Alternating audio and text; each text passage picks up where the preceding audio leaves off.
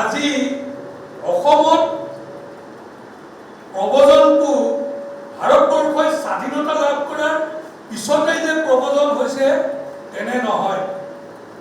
অসমত প্ৰব্ৰজন British শাসনকালতো official প্ৰব্ৰজন হৈছে, চৰকাৰীভাৱে প্ৰব্ৰজন ঘটোৱা হৈছে অসমৰ বৰ্তমানৰ ভূখণ্ডত। আৰু তেনে প্ৰব্ৰজনৰ দ্বাৰা ব্ৰিটিছৰ শাসনৰ অধীনলৈ যোৱাৰ আগত অসমৰ যিবিলাক জনগোষ্ঠী আছে সেই জনগোষ্ঠীবিলাক প্ৰভাৱান্বিত হৈছে। পজিটিভ হৈছে নেগেটিভ হৈছে সেইটো মই নকওঁ, কিন্তু প্ৰভাৱটো পৰিছে।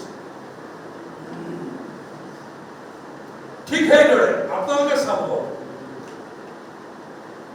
যে মিয়া মানুহবিলাক, মমনচিঙীয়া মানুহবিলাক ধান খেতি কৰিবৰ কাৰণে পিছত স্বাধীনতাৰ পিছততো অবৈধভাৱে আহিছে, কিন্তু স্বাধীনতাৰ আগত ব্ৰিটিছৰ শাসনকালত অসমৰ প্ৰধানমন্ত্ৰী ছাদুল্লাহ চাহাব থাকোঁতে, ছাদুল্লাহ চবে কয় থাকোঁতে অহা বুলি ছাদুল্লাহক আজিও আমি গালি পাৰি থাকোঁ, এইখিনিৰ লগত লগ লাগো।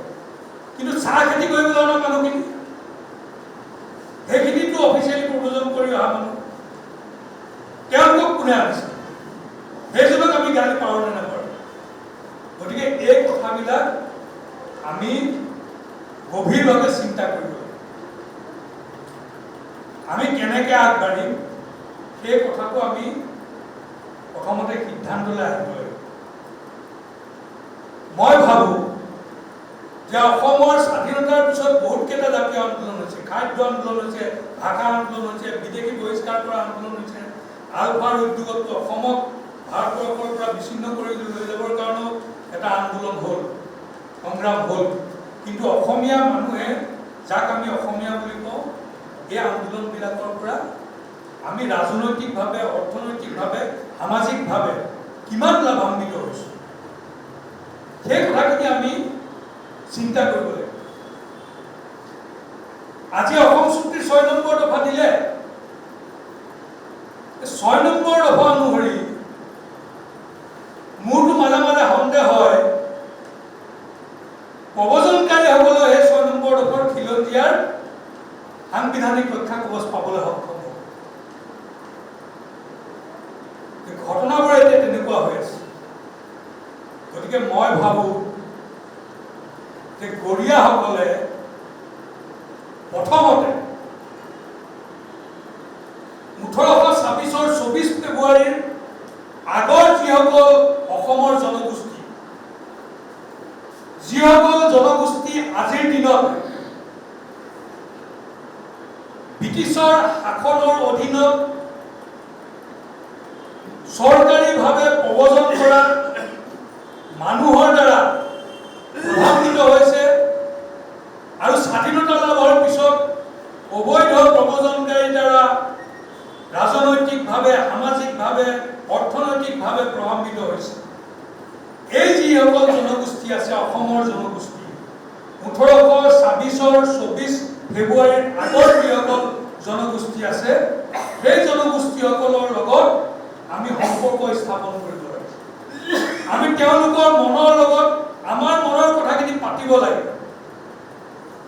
মই ভাবোঁ আজি গৰীয়া জনগোষ্ঠীৰ মনত যিখিনি দুখ আছে সেই দুখখিনিৰ লগত মৰাণ, মটক, টাই আহোম, কোনোবা ডিমাচা, কোনোবা গাৰো, কোনোবা মিচিং, কোনোবা ৰাভা, কোনোবা বড়ো জনগোষ্ঠীৰ মনৰ যিখিনি ক্ষোভ আছে সেই ক্ষোভখিনিৰ লগত মিল আছে।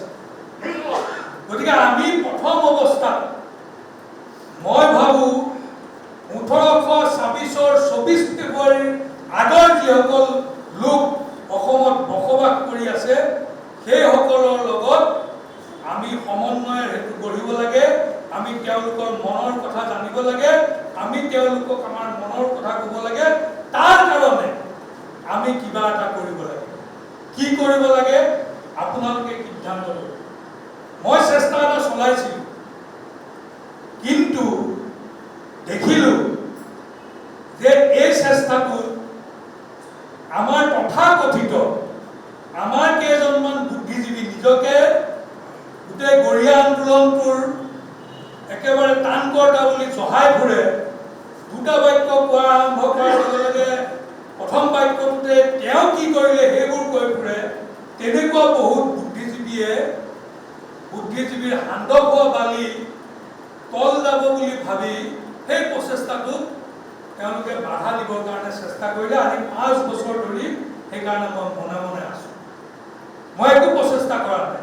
মই আনিছিলোঁ মৰাণ মটক তেনেকুৱা বহুত জনগোষ্ঠী আমাৰ বৰীয়া জনগোষ্ঠীসকলৰ লগত আমি নিবেদন হোটেলত বহিছিলোঁ। আমি বহুত জেগাত আমি বহিছিলোঁ। মই ভাবোঁ যে আমি খিলঞ্জীয়া নামত অমুকটো কৰিব লাগে তমুকটো কৰিব লাগে এইখিনি কৰাৰ আগত আমি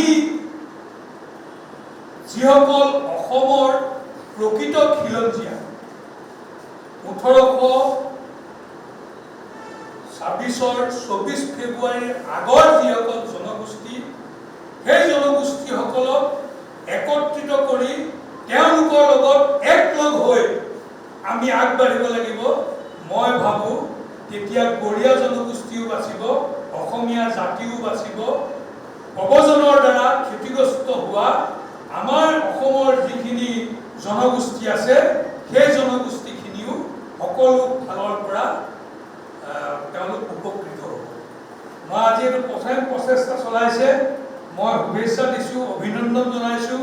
তেওঁলোকৰ এই প্ৰচেষ্টাৰ শলাগ লৈছোঁ আৰু আমি আশা কৰিম যে ডিলিমিটেশ্যন কেতিয়া হ'ব কেতিয়া নহ'ব সেইবোৰ সুকীয়া কথা।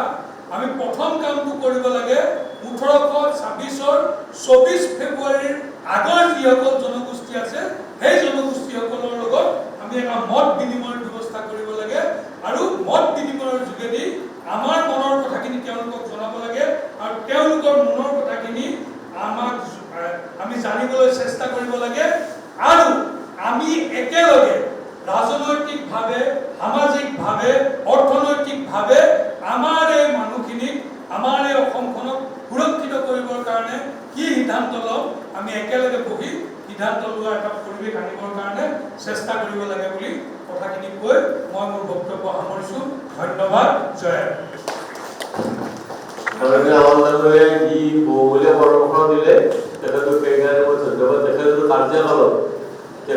কাৰ্যকালত যেতিয়া মানে মাইনৰিটি মিনিষ্টাৰ ৰঞ্জিত দত্ত আছিল তেখেতে তেতিয়াও বহুত চেষ্টা কৰিছিল। আমাৰ গোটেই কমিউনিটি গোটেই সংগঠন লগ লগাই তেখেতে বহুত চেষ্টা কৰিছিল, মোৰ মনত আছে। গতিকে তেখেতৰ পৰামৰ্শটো আমি কেনেধৰণে আগবঢ়াই দিম পৰৱৰ্তী সময়ত আমি চেষ্টা অব্যাহত ৰাখিম।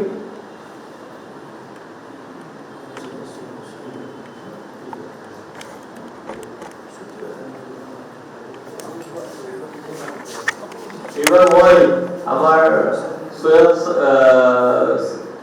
শহীদুল ইছলামক দুআষাৰ পোৱাৰ কাৰণে চমুকৈ আমাৰ এই আলোচনা চক্ৰৰ পৰৱৰ্তী কেনেদৰে তেখেতে দিয়া পৰামৰ্শ দিয়ে সেইটোৰ কাৰণে মই অনুৰোধ জনালোঁ।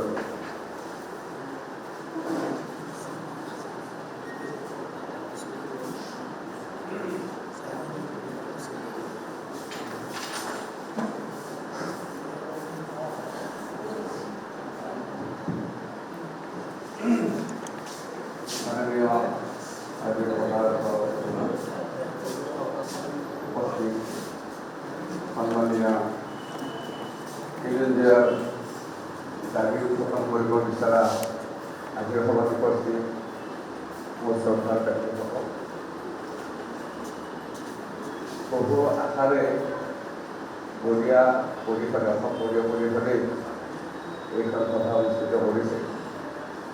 তাৰ বাবে মই তেখেতসকলক ধন্যবাদ জনাইছোঁ। তেখেতসকলৰ লগত মই কথা পাতি গম পালোঁ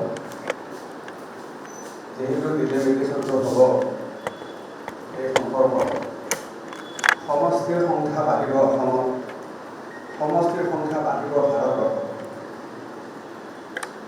গতিকে তেখেতসকলৰ লগতে আমিও একমত যে আমাৰ বিশেষকৈ অসমত খিলঞ্জীয়া মুছলমানসকলৰ দ্বাৰা কেইটামান সমষ্টি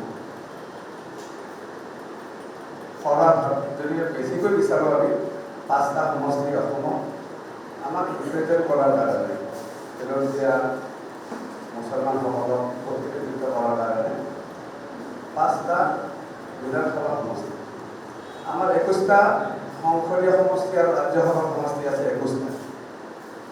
এতিয়া হয়তো 21টাৰ পৰিৱৰ্তে বাঢ়িব সংসদীয় সমষ্টিৰ সংখ্যাটো বাঢ়ি যাব। গতিকে আমাৰ ৰাজ্যসভা বা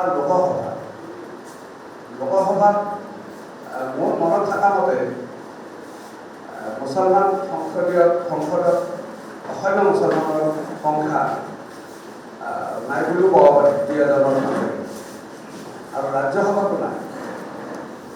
অসমত 126টা সমষ্টিত লৈ আমি যুঁজি আছোঁ, কিন্তু আমাৰ আজিলৈকে খিলঞ্জীয়া মুছলমানৰ কেৱল অসম গণ পৰিষদ দলৰ বাহিৰে কমলপুৰ সমষ্টিত অসম গণ পৰিষদ দলে মজলিছ চৰকাৰক টিকট দিছে, আৰু হাজোত নুৰুল হুছেইনক টিকট দিয়া হৈছে। 2001 চনত 2জন অসমীয়া মুছলমানক এটা দলে ঠগাইছে, এটা হাজো আৰু এটা ছয়গাঁও। 2001 চনত কেনেকৈ ঠগাইছে যে 2জন ব্যক্তি, যিজন বৰফাতুল্লা নামৰ এজন ব্যক্তি হাজো সমষ্টিৰ পৰা 1983 চনত নিজৰ জীৱনৰ ধাও দি মানে অবৈধ ইলেকশ্যন এটা খেলিছিল, আৰু পৰৱৰ্তী 85 চনত তেওঁক এনেকুৱা নমিনেশ্যন দিয়া হ'ল যিটো নমিনেশ্যন DCয়ে নাকচ কৰিলে। আনজন হ'ল ইমৰান শ্বাহ, খিলঞ্জীয়া অসমীয়া মুছলমান। ছয়গাঁৱত টিকেট দিয়াৰ কথা আছিলে, তেওঁ কথা দিছিলে। তাৰপিছত ছয়গাঁৱত টিকেট দিলে ৰাণা গোস্বামী। গতিকে আমি দেখিছোঁ অসম গণ পৰিষদ দলৰ বাহিৰে কোনো এটা দলেও আজিলৈকে অসমীয়া মুছলমানক সি বিধানসভাত হওক সংসদতে হওক টিকট দিয়া উদাহৰণ আমি দেখা নাই। এতিয়া আমি বিচাৰিছোঁ মানে সংসদীয় নিৰ্বাচনতো অসমীয়া মুছলমানক অন্তৰ্ভুক্ত কৰিব লাগে, ৰিপ্ৰেজেণ্ট কৰাৰ কাৰণে ৰাজ্যসভাত কৰিব লাগে, বিধানসভাত কৰিব লাগে। কেৱল পাৰ্লিয়ামেণ্টতে নহয়, ৰাজ্যসভাতে নহয়, বিধানসভাতে নহয়। আমি দেখিছোঁ যে আজিলৈকে সৰু নিগম নিকায় কোনজন অসমীয়া মুছলমান নিগম নিকায়ৰ চেয়াৰমেন হ'ব পাৰিছে আপোনালোকে হিচাপ কৰি চাওক। নিগম নিকায়ৰ কথা মই বাদেই দিলোঁ, এখন জিলা এডুকেশ্যন বোৰ্ড থাকে, তাতে এজন মুছলমান অসমীয়া দেখা সেই বোৰ্ডৰ জিলাখনৰ চেয়াৰমেন কৰা নিযুক্তি দিয়া হিচাপে কোনো কাৰণ আপোনালোকে দেখাব নোৱাৰে। তাৰমানে খিলঞ্জীয়া মুছলমানখিনি মানে আমাক ইমান অৱহেলা কৰে। আপোনালোকে এটা কথা চাব, যিহেতু কোনোবা এটা সমষ্টিত প্ৰাৰ্থীজন হাৰিছে, বদনামটো মুছলমানৰ হয়, মুছলমানে ভোট দিয়া নাই কাৰণে হাৰিছে। জিকিলে কিন্তু সেই বদনামটো নহয়, সেই জিকিলে সেই বদনামটো নহয়। গতিকে আমি গোটেই খিলঞ্জীয়া মুছলমানখিনি আমি বদনামৰে ভাগি হৈ আছোঁ, বদনামে আমি লৈ আছোঁ। এতিয়া আমাৰ কাৰণে দূৰৰ কথা। আমাৰ মমিনুল আৱাজ ডাঙৰীয়াই কৈছে যে 1826 চনৰ 24 ফেব্ৰুৱাৰী আগত অহা যিটো জনগোষ্ঠী, আমি এতিয়া তেওঁলোকক কেনেকৈ বিচাৰি পাম? কি চইচত তেওঁলোকক বিচাৰিম একত্ৰিত কৰাৰ কাৰণে বা আলোচনা কৰাৰ কাৰণে? সেইটো এটা মই ভাবোঁ কথাটো কোৱা নাই। 1826 চনৰ 24 ফেব্ৰুৱাৰী আগৰ ইয়াৰ যিখিনি জনগোষ্ঠী, আপুনি মিচিঙক বিচাৰি যাব নালাগে, আপুনি গাৰোক বিচাৰি যাব নালাগে, আহোমক বিচাৰি যাব নালাগে। ঠিক আছে বাৰু, ঠিক আছে। এতিয়া মই শেষৰ কথা কৈছোঁ, দীঘলীয়া নকৰ বহুত কথা আছে যে আমি সেইবিলাক বিচৰাৰ আগত এলুমনি হলত কটনৰ আমাৰ খিলঞ্জীয়া মুছলমানৰ 20টা সংগঠন আছিলে। আমি একত্ৰিত কৰাৰ কাৰণে এলুমনি হলত বহুত বাৰ বহিছিলোঁ। আমাৰ নুৰ মহম্মদ ডাঙৰীয়া আছে, তেখেতে খিলঞ্জীয়া অসমীয়া মুছলমানৰ সম্পাদক আছিলে। আমাৰ পৌলুৰ ছাৰো আছিলে সভাপতি হিচাপে। গতিকে আমি তাত 18 বাৰ বহাৰ পিছত আজি থলুৱা মুছলমানখিনিক যিকেইটা 18টা সংগঠন, আমি ভাবিছিলোঁ কি যে এটা সংগঠন কৰোঁ আমি। আমাৰ হাওৰা, আমাৰ মাইক এটা হওক, 18টা হ'ব নালাগে। তেতিয়া আমি দৰ-দাম কৰিব পাৰিম যিকোনো ৰাজনৈতিক দলৰ লগত বা যিকোনো চৰকাৰৰ লগত। আমি সেইখিনিয়ে কৰিব নোৱাৰিম। তাৰমানে আমি খিলঞ্জীয়া মুছলমানখিনিক, অসমীয়া থলুৱা মুছলমানখিনিক আমি একত্ৰিত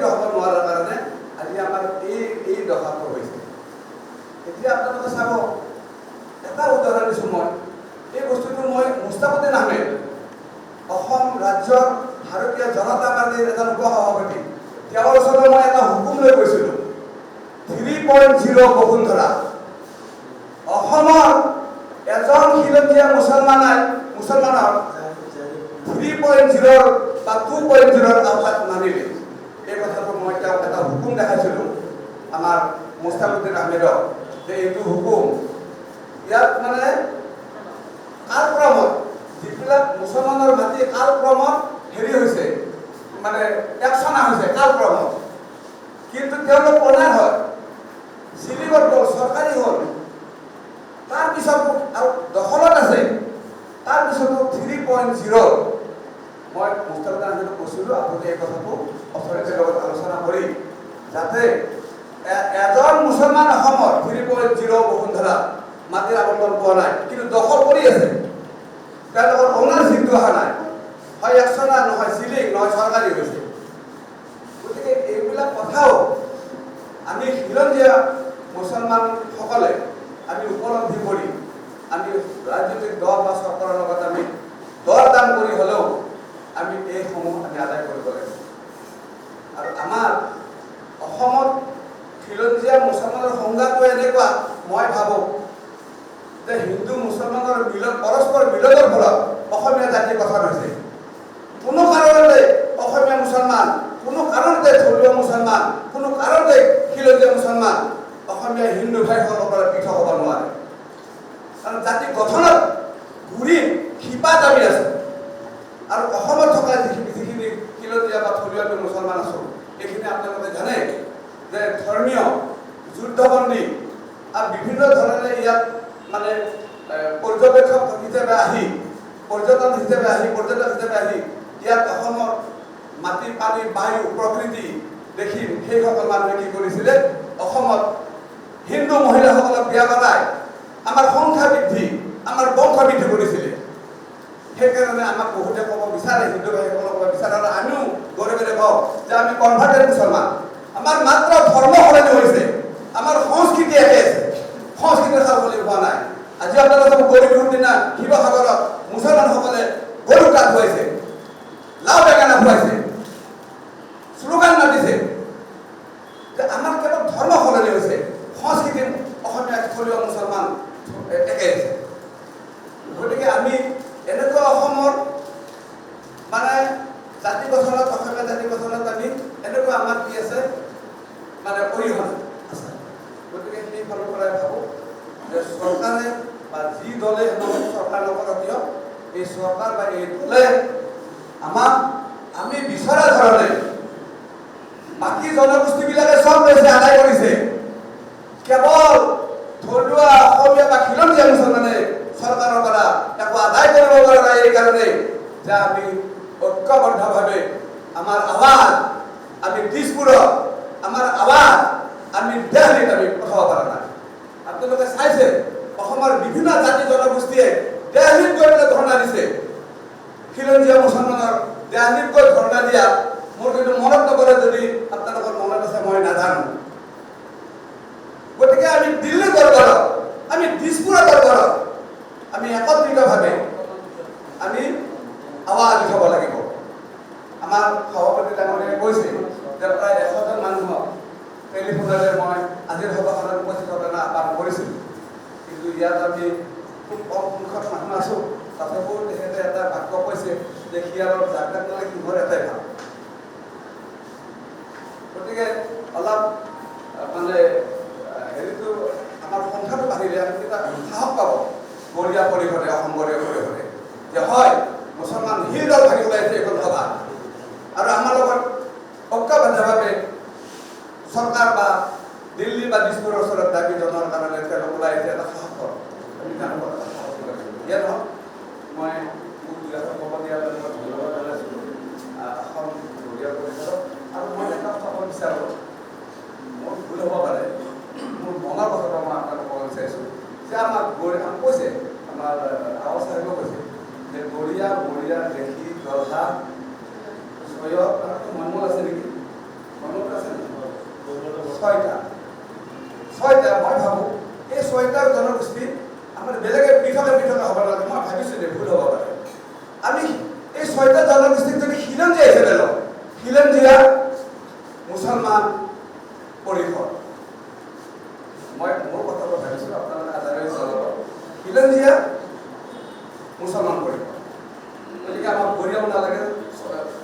চয়াটো নালাগে, আমাক মৰিয়াও নালাগে, দেখিও নালাগে, জধা নালাগে, মই নালাগে।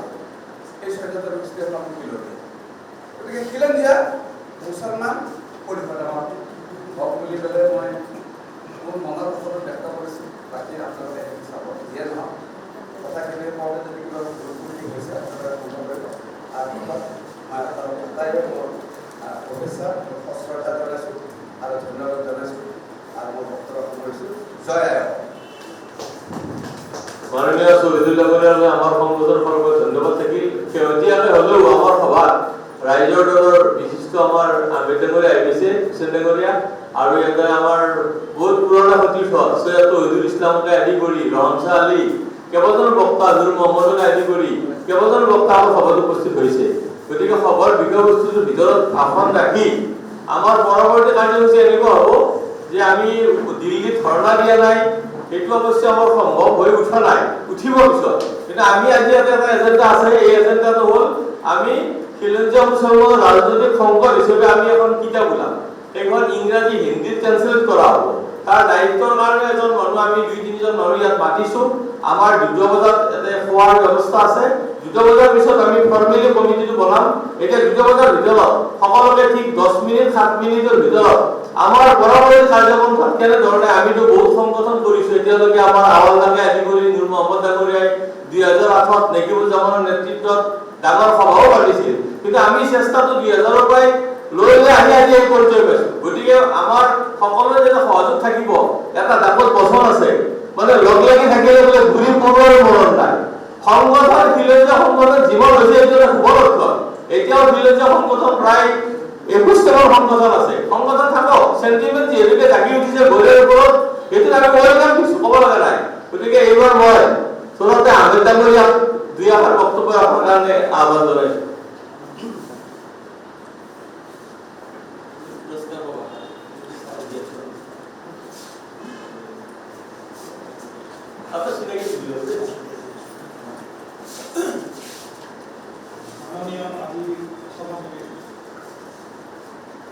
মাননীয় আজি সভাৰ সভাপতি মহোদয় আৰু উপস্থিত মোৰ নামটো আচলতে জাৰিফ হুছেইন। মই এজন উদীয়মান লেখক আৰু ৰিচেণ্টলি এখন মই ইংৰাজী বাঘ হাজৰিকা এণ্ড ডি বুৰঞ্জী পুথি বুলি এখন গৱেষণামূলক কিতাপ লিখি উলিয়াইছোঁ যোৱা বছৰ। আজিৰ যিটো টপিক সেইটো আছিলে গৰীয়া জনগোষ্ঠীকে ধৰি খিলঞ্জীয়া মুছলমানসকলৰ ভৱিষ্যত ৰাজনীতিক সন্দৰ্ভত বুলি আলোচনাটো আজি হ'বলগীয়া আছিল। কিছু টাচ কৰিছে, কিন্তু কথা কওঁতে সেই কথা ওলাই যায়। চ' এইখিনিতে মই ভাবোঁ যে আমাৰ পলিটিকেল কনষ্টিটিউশ্যনখন যদি আমি খুলি চাওঁ, তেতিয়া আমি চাওঁ যে গৰীয়া হিচাপে হওক বা আহোম হিচাপে হওক বা কলিতা হিচাপে আমি এটা কনষ্টিটিউশ্যন বিচাৰিব নোৱাৰোঁ। অকল আৰ্টিকল 330 আৰু 332 according to Indian constitution ST আৰু SC হে বিচাৰিব পাৰোঁ। তেতিয়া আমি কৰিম কি? কাৰণ আমি গৰীয়াৰ কাৰণে হওক বা আহোমৰ কাৰণে হওক এটা কনষ্টিটিউশ্যন আমি নাপাওঁ, কনষ্টিটিউশ্যন আমি নাপাওঁ, কাৰণ আমাৰ সংবিধানখনে আমাক বাধা দিয়ে। গতিকে সংবিধানখন যদি এমেণ্ড কৰি কিবা কৰিবলগীয়া সেইটো বেলেগ হিচাপে আলোচনা হ'ব পাৰে। সেইটো ভৱিষ্যতে আমি কি কৰিব লাগে তাৰ কাৰণে আমি চিন্তা চৰ্চা কৰিব পাৰোঁ। কিন্তু বৰ্তমান আমি কি কৰিব? বৰ্তমান আমি হয়তো 2টা কাম আমি কৰিব পাৰোঁ। থ্ৰুতে মই কৈ থওঁ আৰু এইখিনি কৈ মই মোৰ হেৰি বক্তব্য শেষ। ১ নম্বৰতে আমি যিমানখিনি অসমত পলিটিকেল পাৰ্টি আছে তেওঁলোকক আমি প্ৰেছাৰ ক্ৰিয়েট কৰিব পাৰোঁ নেকি যে পাৰ্টিকুলাৰ কিছুমান সমষ্টিত যেনেকৈ হাজো হওক বা এনেকুৱা ধৰণৰ য'ত এটলিষ্ট 1/3 যদি আমাৰ অসমীয়া গৰীয়া মানুহ হওক মৰীয়া মানুহ আছে, তাত এনেকুৱা প্ৰেছাৰ ক্ৰিয়েট কৰিব পাৰোঁ নেকি যে একেটা সময়তে আমি যিখিনি আমাৰ গৰীয়া মানুহ কংগ্ৰেছত আছে, যিখিনি বিজেপিত আছে, যিখিনি অন্যান্য দলত আছে, চবেই মিলি যে এই পাৰ্টিকুলাৰ কনষ্টিটিউৱেঞ্চিৰ পৰা আমাৰ অকল গৰীয়া মানুহকে আপোনালোকে দিয়ক বা প্ৰেছাৰ ক্ৰিয়েট কৰিব পাৰোঁ নেকি? তেতিয়াহ'লে কি হ'ব যদি গোটেইখিনি ধৰি লওক হাজো সমষ্টিৰ কথাটো কৈছোঁ আৰু হাজো সমষ্টিৰ পৰা যদি আমি বিজেপিৰ পৰা ধৰি লওক চৰকাৰ মহম্মদ ডাঙৰীয়াকে আমি হেৰি কৰিলোঁ, কংগ্ৰেছৰ পৰা এজনক কৰিলোঁ, মানে আল্টিমেটলি জিকিব এজন গৰীয়ে বা এজন মৰীয়ে, এনেকুৱা কিবা কৰিব পাৰোঁ নেকি? সেইটো এটা চিন্তা কৰি চাব পাৰি, যিটো বহুত ডিফিকাল্ট মই জানো। আৰু দ্বিতীয়তে আমি নিজকে উপযুক্ত কৰি তুলিব পাৰোঁ। এইটো সঁচা নহয় যে আগতে আমাৰ গৰীয়া মুছলমান বা খিলঞ্জীয়া অসমীয়া মুছলমান কোনো পলিটিকেল পাৰ্টিৰ পৰা ইলেকশ্যন জিকা নাই। আনোৱাৰ টাইমক আমি দেখিছোঁ, তাৰপিছত নাজনীন ফাৰুক ডাঙৰীয়া দেখোঁ MP নমিনেট কৰি পেলাই কংগ্ৰেছৰ MP বনাইছে। গতিকে এইবিলাক আমি ইতিহাস দেখিছোঁ। গতিকে তেওঁলোকে ক'ৰবাত নহয় ক'ৰবাত নিজকে উপযুক্ত কৰি তুলিছিলে। তো গতিকে মই ভাবোঁ বৰ্তমান সময়ত তেনেকুৱা কেণ্ডিডেট হয়তো আমাৰ অভাৱ হৈছে। সি লাগিলে কংগ্ৰেছতে হওক, সি লাগিলে ভাৰতীয় জনতা পাৰ্টিতে হওক বা অন্য দলতে হওক। গতিকে আমি এই দুটা কথাই চিন্তা কৰিব লাগে, নিজকে উপযুক্ত কৰিব পাৰিবৰ কাৰণে যিখিনি দৰকাৰ, সি লাগিলে এটা টেলেণ্ট আৰু লগতে টকা পইচাৰো কথা হয়। গতিকে এইটো এটা চিন্তা কৰিব লাগে। 2 নম্বৰ কথাটো হ'ল কি, পলিটিকেল পাৰ্টিখিনিক আমি প্ৰেছাৰাইজ কৰিব পাৰোঁ। চ' এই দুটাই মোৰ এই সময়ত মোৰ মনলৈ আহিছে, গোটেই কথাকেইটা মই শ্বেয়াৰ কৰিম আৰু বিশেষ আমি ক'বলৈ নাযাওঁ। চ' ধন্যবাদ। ধন্যবাদ হুছেইন ডাঙৰীয়ালৈ, তাতে ভাল পৰামৰ্শ দিছে।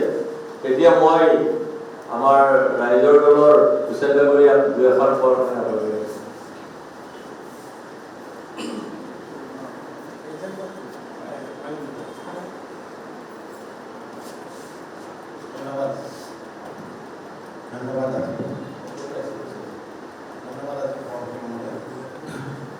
আৰু উপস্থিত ৰাইজ, মেৰিকৰ এখন সভা চলি আছে আচলতে লখিতৰ পৰা, তাৰ পৰা আহিছিলোঁ। সংক্ষিপ্তভাৱে হুছেইন ডাঙৰীয়াক বক্তব্য দিম। কথাটো হৈছে যে তেখেতে ঠিক কথা কৈছে যে খিলঞ্জীয়া মুছলমানৰ কাৰণে আসন সংৰক্ষণ হ'লে সংবিধানিক আমাৰ কেতিয়াও সেই প্ৰভিজনটো দিয়া নাই। একে সময়তে দ্বিতীয় কথাটো হৈছে যে মই ৰাইজৰ দলৰ সাধাৰণ সম্পাদক। এই গোটেই বিৰোধী যিটো এলায়েন্স, এই এলায়েন্সটো মোক দায়িত্ব দিয়া হৈছিল দলৰ। কংগ্ৰেছ দলৰ লগত যেতিয়া কথা পাতিছিলোঁ, দেৱব্ৰত শইকীয়া ডাঙৰীয়া আছিল, যাতে নিৰ্বাচন হৈ গ'ল বুলি ক'ব পাৰে। প্ৰথম মুখেই তেওঁলোকে এখন এৰি দিয়াৰ কথা কৈছিল। কিন্তু মই ক'ৰ পৰা নিৰ্বাচন কৰিম? আমি মানুহ মোক কৈছিল যে আপুনি স্পষ্টভাৱে, মই নাম ধৰি কৈছোঁ যে আপোনাক চেঙা আমি স্পষ্টভাৱে কি হৈছে যে বিগত সময়ছোৱাত বিভিন্ন পক্ষৰ প্ৰৰোচনাত আমি বিভেদগামী কিছুমান পথ লৈছোঁ। ছয়ত আনোৱাৰ টাইমত ডাঙৰীয়া আমি যদি দলগাঁৱৰ পৰা নিৰ্বাচনত জয় হৈ আহিব, আমাৰ বেছি কমিউনিটিৰ কোনো গৌৰীব অকণমান বিলাসীকৰণৰ অকণমান এটা জয় হৈ গৈছে। এই বিগত সময়ছোৱাত যি আঁফলা ৰাজনীতি হৈছে, সমাজখনত ভাগ কৰা ৰাজনীতি হৈছে, যি সময়ত আমি আদিল হুছেইনক লৈ, বাহৰুল ইছলামক লৈ গৌৰৱ কৰোঁ, একে সময়তে তেওঁৰ ভাই বা তেওঁৰ নাতিটো যদি গাঁৱত থাকে, তেওঁক আমি মিয়া বুলি জানিব। আমি অসমীয়া জাতিটোক গঠন কৰিম কেনেকৈ? চন্দ্ৰকুমাৰ আগৰৱালা, জ্যোতিপ্ৰসাদ আগৰৱালা, কোনোবাই যদি কয় আমাৰ মাৰোৱাৰী মঞ্চৰ সদস্যই আপোনালোকে তেওঁলোকৰ নাম লয়, অসমীয়াই খেলি খুৱাব। কাৰণ চন্দ্ৰকুমাৰ আগৰৱালা, জ্যোতিপ্ৰসাদ আগৰৱালাই অসমীয়া হৈছে। দীৰ্ঘদিনীয়া আমাৰ শতিকাজোৰা যি জাতি গঠন প্ৰক্ৰিয়া তাত সম্পৃক্ত হৈছে। আমাৰ বহুত অসম সাহিত্য সভাতো চাহ জনগোষ্ঠীৰ বহুত আছে। আমি জাতিটোক কেনেকৈ সমৃদ্ধিশালী কৰিম? আজি মমিনুৰ ৰহমান ডাঙৰীয়া আমাৰ মাজত আছে। তেখেতে দীৰ্ঘদিন ধৰি এটা ৰাজনৈতিক দলত এজন শীৰ্ষতম নেতা। তেখেতক সেই ৰাজনৈতিক দলটো কোনো ব্যক্তিগত কথা, তেখেতৰ কোনো নাথাকিব পাৰে, এখন আসন দিয়াৰ পৰিৱেশটো অসমত কিয় নাই? যদি অশোক সিংহাৰ, বিজয় গুপ্তাক বিজেপিয়ে প্ৰাৰ্থিত্ব দিব পাৰে, আমি এনেকুৱা অসম কিয় গঢ়ি তুলিব নোৱাৰোঁ য'ত খাতাম পুৰুষীয়া 1000 বছৰীয়া ইতিহাস আছে খিলঞ্জীয়া মুছলমান? সেই খিলঞ্জীয়া মুছলমান কিয় অসমৰ জাতি গঠন প্ৰক্ৰিয়াটোৰ লগত সংপৃক্ত হ'ব পৰা নাই যে তেখেতক আমি প্ৰাৰ্থিত্ব দলটোৱে দিবলৈ সাহস নকৰে বা কৰা নাই?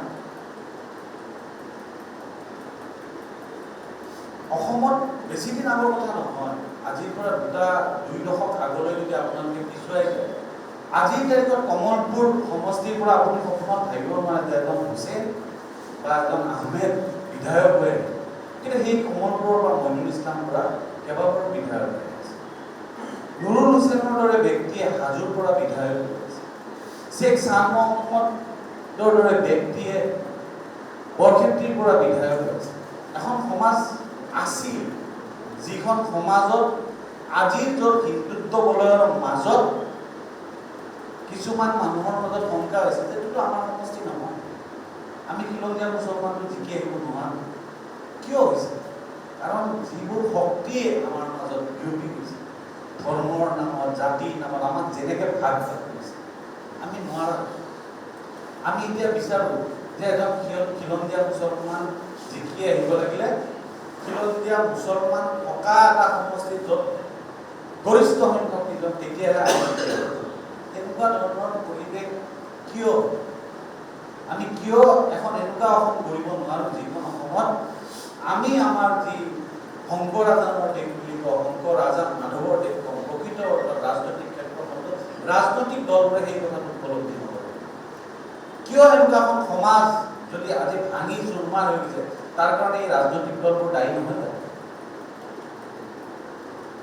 আৰু এটা কথা মই আপোনাক এটা কথা কওঁ যে বহু সময়ত কিছুমান ৰাজনৈতিক দলে বিচাৰে যে মুছলমানে মুছলমান হৈ থাকে, অসমীয়া হৈ নাথাকক,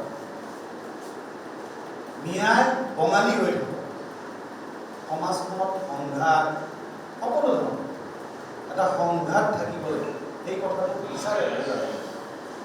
আৰু আমাৰ মুছলমানৰ মাজতো বিভিন্ন সময়ত মই যেতিয়া কটন কলেজিয়েট স্কুলত পঢ়িছিলোঁ, আমি কেইজন 50জন ছাত্ৰ ছাত্ৰী, আমাৰ যিটো শাখা 5জন ছাত্ৰ ছাত্ৰী আছিলোঁ, বাকী 45জন হিন্দু ছাত্ৰ ছাত্ৰী। কোনোটো উপলব্ধি স্কুলত থকা জীৱনত কোনো এইটো মনলৈ ভাব নাহিল যে মই বেলেগ তেওঁলোকৰ। কিয়? দিনে দিনে কিন্তু আমাৰ মুছলমান মানুহৰ মাজত উঠাই দিব পাৰিছে। আমি আমাৰ সাজ পোছাক, ঈদ আহিলে আমি ৰাজহুৱাভাৱে কিছুমান কথা এয়া খাব লাগিব, সেয়া খাব লাগিব, আমাৰ খাদ্য এয়া, এনেকুৱা ধৰণৰ কথাবিলাক কওঁ। আমি কিয় এইটো কথা বুজি নাপাওঁ যে ব্ৰিটিছে দি থৈ যোৱা কিছুমান দিশ আজিও আমি গিলি থাকিমনে? যেতিয়া ভাৰতৰ প্ৰধানমন্ত্ৰীয়ে কাজাকিস্তান, উজবেকিস্তানত যায়, তেতিয়া আমি দেখা পাওঁ কিছুমান বিশেষ পোচাক পিন্ধা, তাৰে সংস্কৃতিক প্ৰতিনিধিত্ব কৰা পোচাক পিন্ধা মানুহে ছোৱালীয়ে ৱেলকাম কৰে, আদৰণি জনাই প্ৰধানমন্ত্ৰী। সেইবোৰ কি মুছলমান নহয় জানো? প্ৰতিখন দেশত আপুনি যদি মৰক্কোৰ পৰা চায়, লিবিয়াৰ পৰা চায়, পেলেষ্টাইনৰ পৰা চায়, পেলেষ্টাইনী ছোৱালীজনীৰ যিটো সাজ, বিয়াত যোৱাৰ লগে লগে তাত চুট পিন্ধে ল'ৰাজনে, আৰু ছোৱালীজনীয়ে যিটো সাজ পিন্ধে আপুনি দেখিলে খ্ৰীষ্টান ছোৱালী বিয়াৰ পৰাই যি ড্ৰেছ একেই।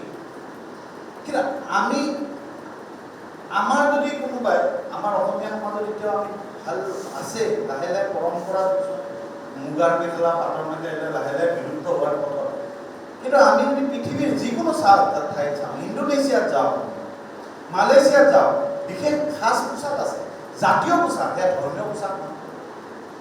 ইণ্ডোনেছিয়াত যাওঁ, পেলেষ্টাইনত যাওঁ, লেবাননত যাওঁ, মৰক্কোত যাওঁ, লিবিয়াত যাওঁ, সুদানত যাওঁ, আলজেৰিয়াত যাওঁ, ইজিপ্তত যাওঁ, কাজাকিস্তান, উজবেকিস্তান, তুৰ্কমেনিস্তান, সকলোতে কিন্তু জাতীয় পোছাক আছে। কিন্তু আমাৰ মুছলমানৰ যদি সাধাৰণভাৱে যদি আপুনি সোধে মুছলমানক আমাৰ জাতীয় পোছাক কি? ধৰ্মীয় পোছাক। সেইটোলৈ আমি গৈ আছোঁ সেই দিশলৈ, আৰু সেইটোৱে আমাক উৎসাহিত কৰি গৈ আছে যে আমি জাতীয় পৰম্পৰাটোক ব্যাঘাত জন্মাই আমি ধৰ্মীয় পৰিচয়েৰে এটা জাতিৰ পৰা আঁতৰি অনাৰ ক্ষেত্ৰত আমিও নিজে অৱদান আছে। সেইকাৰণে কোনোবাই ক'ব পাৰে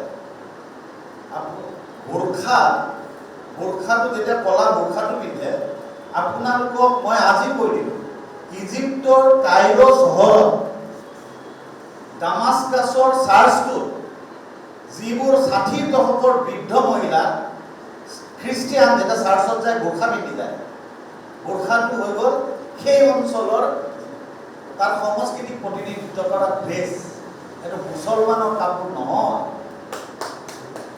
কিন্তু বহুতে কি কৰে, আৰৱত থকা মানুহটোৰ কাপোৰটোহে মুছলমানৰ কাপোৰ বুলি কয়। সেইটো ভুল। আৰবীয়বিলাক বেলেগ তাত তুৰ্কীবিলাকৰ বেলেগ, জাতি বেলেগ, তাৰ পৰিচয় বেলেগ, লেবেনিজবিলাকৰ, পেলেষ্টাইনীবিলাকৰ চবৰে জাতি বেলেগ, আৰু সকলোৰে জাতিৰ নিজৰ সাজপাৰ আছে। কিন্তু আমাৰ কিছুমান মানুহে এনেকুৱা বুজাই যে এইটো মুছলমানৰ কাম। সেইটোৱে মাৰাত্মক কথা হৈ গৈছে।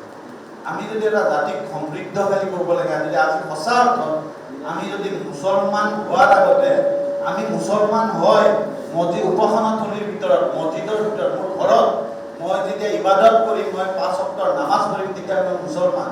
কিন্তু মোৰ বাহিৰত মোৰ পৰিচয়, মোৰ জাতি, মই অসমীয়া, আৰু সেইটোৰ পৰা দিনে দিনে আমি আঁতৰি আহিছোঁ। সেইকাৰণে এই গোটেইবোৰ কথা আলোচনা কৰাৰ আগত আমি আমাৰ সমাজখনত সেই বাৰ্তাবোৰ লৈ যাব লাগিব। তেতিয়াহে আমি সেই আজিৰ পৰা 20 বছৰ আগত কমলপুৰৰ পৰা মহিদুল ইছলাম বৰা বা নুৰুল হুছেইন হাজোৰ পৰা জিকাই অহাৰ দৰে কালিলৈকে মমিনুল আহল ডাঙৰীয়াকে আমি গোলাঘাটৰ পৰা বিদায় হৈছোঁ। সেই পৰিৱেশ গঢ়ি তুলিব। মই এইখিনিয়ে কথা ক'লোঁ।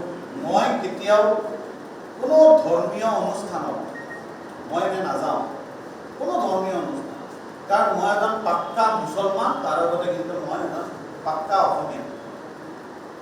সেইকাৰণে প্ৰথম কথা হৈছে যে যেতিয়ালৈকে আমি অসমীয়া হ'ব নোৱাৰোঁ, আৰু যেতিয়ালৈকে অসমৰ ভূপেন হাজৰিকাই কৈ যোৱাৰ দৰে আমি অসমৰ জাতি গঠন প্ৰক্ৰিয়াত আমি আনক আঁকোৱালি ল'ব নোৱাৰোঁ, যোনে মনে প্ৰাণে অসমীয়া হ'ব বিচাৰে, তেতিয়ালৈকে কিন্তু এই আফলা ৰাজনৈতিক দলবোৰে কৰিয়ে থাকে। সেইকাৰণে নতুনকৈ চিন্তা কৰিবলৈ হ'ল, যদি এখন শক্তিশালী সমাজ গঢ়িব বিচাৰোঁ, য'ত সকলোৱে শান্তিৰে থাকিব, সকলো ধৰ্মাৱলম্বী লোকে শান্তিৰে থাকিব, তেতিয়াহ'লে কিন্তু আমি আমাৰ মাজতো ইছলাম ধৰ্মাৱলম্বী অসমীয়াই হওক লোকসকলেও কিন্তু সেনেকেই অসমীয়া জাতিটোক সমৃদ্ধ কৰাৰ ক্ষেত্ৰত আগবাঢ়ি আহিব লাগিব। মোৰ ককাই, মোৰ আটাই যেতিয়া নলবাৰীত মেজিটো বনাইছিল, যেতিয়া কোনোবা বৰাকৰ পৰা মৌলবীজন আহি মোৰ গাঁৱৰ মছজিদটোত, বৰিদতৰা গাঁৱৰ মছজিদটোত আহি মৌলবীজনে যেতিয়া মেজিটো জ্বলাওঁতে পিছলৈকে পৰৱৰ্তী সময়ত দেখিলোঁ বাধা দিয়ে যে এইটো আমাৰ নহয়, এইটো হিন্দু। এই ধৰণৰ মানসিকতাক আঁতৰ কৰাবলৈ গৈ হিন্দু নহয়, অসমীয়া। সেই মেজিটোৰ তলত কোনোবাই হৰিবল হৰিবল বুলি কৈ পূজা কৰি ৰাতিপুৱা মেজি জ্বলাব, আমি আমাৰ প্ৰাৰ্থনা উপাসনা কৰি আমি মেজি জ্বলাওঁ। কিন্তু সেইটো চিন হৈ গ'ল আমাৰ অসমীয়াৰ জাতিৰ চিন। কিন্তু মছজিদে এনেকুৱা পৰিৱেশ হ'ল, মৌলবীও আজিকালি বাধা দিয়ে। সেইকাৰণে সেই ক্ষুদ্ৰ মানসিকতাৰ পৰা, সেই গন্ধিৰ পৰা ওলাই আহি আমি আমাৰ জাতিটোক কেনেকৈ সমৃদ্ধ কৰিম, সঁচা অৰ্থত শংকৰ আজান মাধৱৰ জাতি কেনেকৈ গঢ়ি তুলিম, সেই কথাটোকে আমি প্ৰতিষ্ঠা কৰিব লাগিব, আৰু সেই কথাটোৱে চিন্তা কৰোঁ।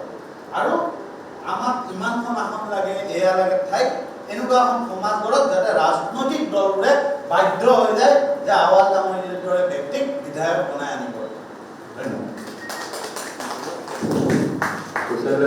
ধন্যবাদ থাকিলে, তেওঁলোকে বহুমূলীয়া পৰামৰ্শ আমাক দিলে। এইবাৰ মই আমাৰ দুৰ মহম্মদ ডাঙৰীয়াক চমুকৈ 2 এষাৰ বক্তব্য আগবঢ়াৰ কাৰণে অনুৰোধ কৰিছোঁ।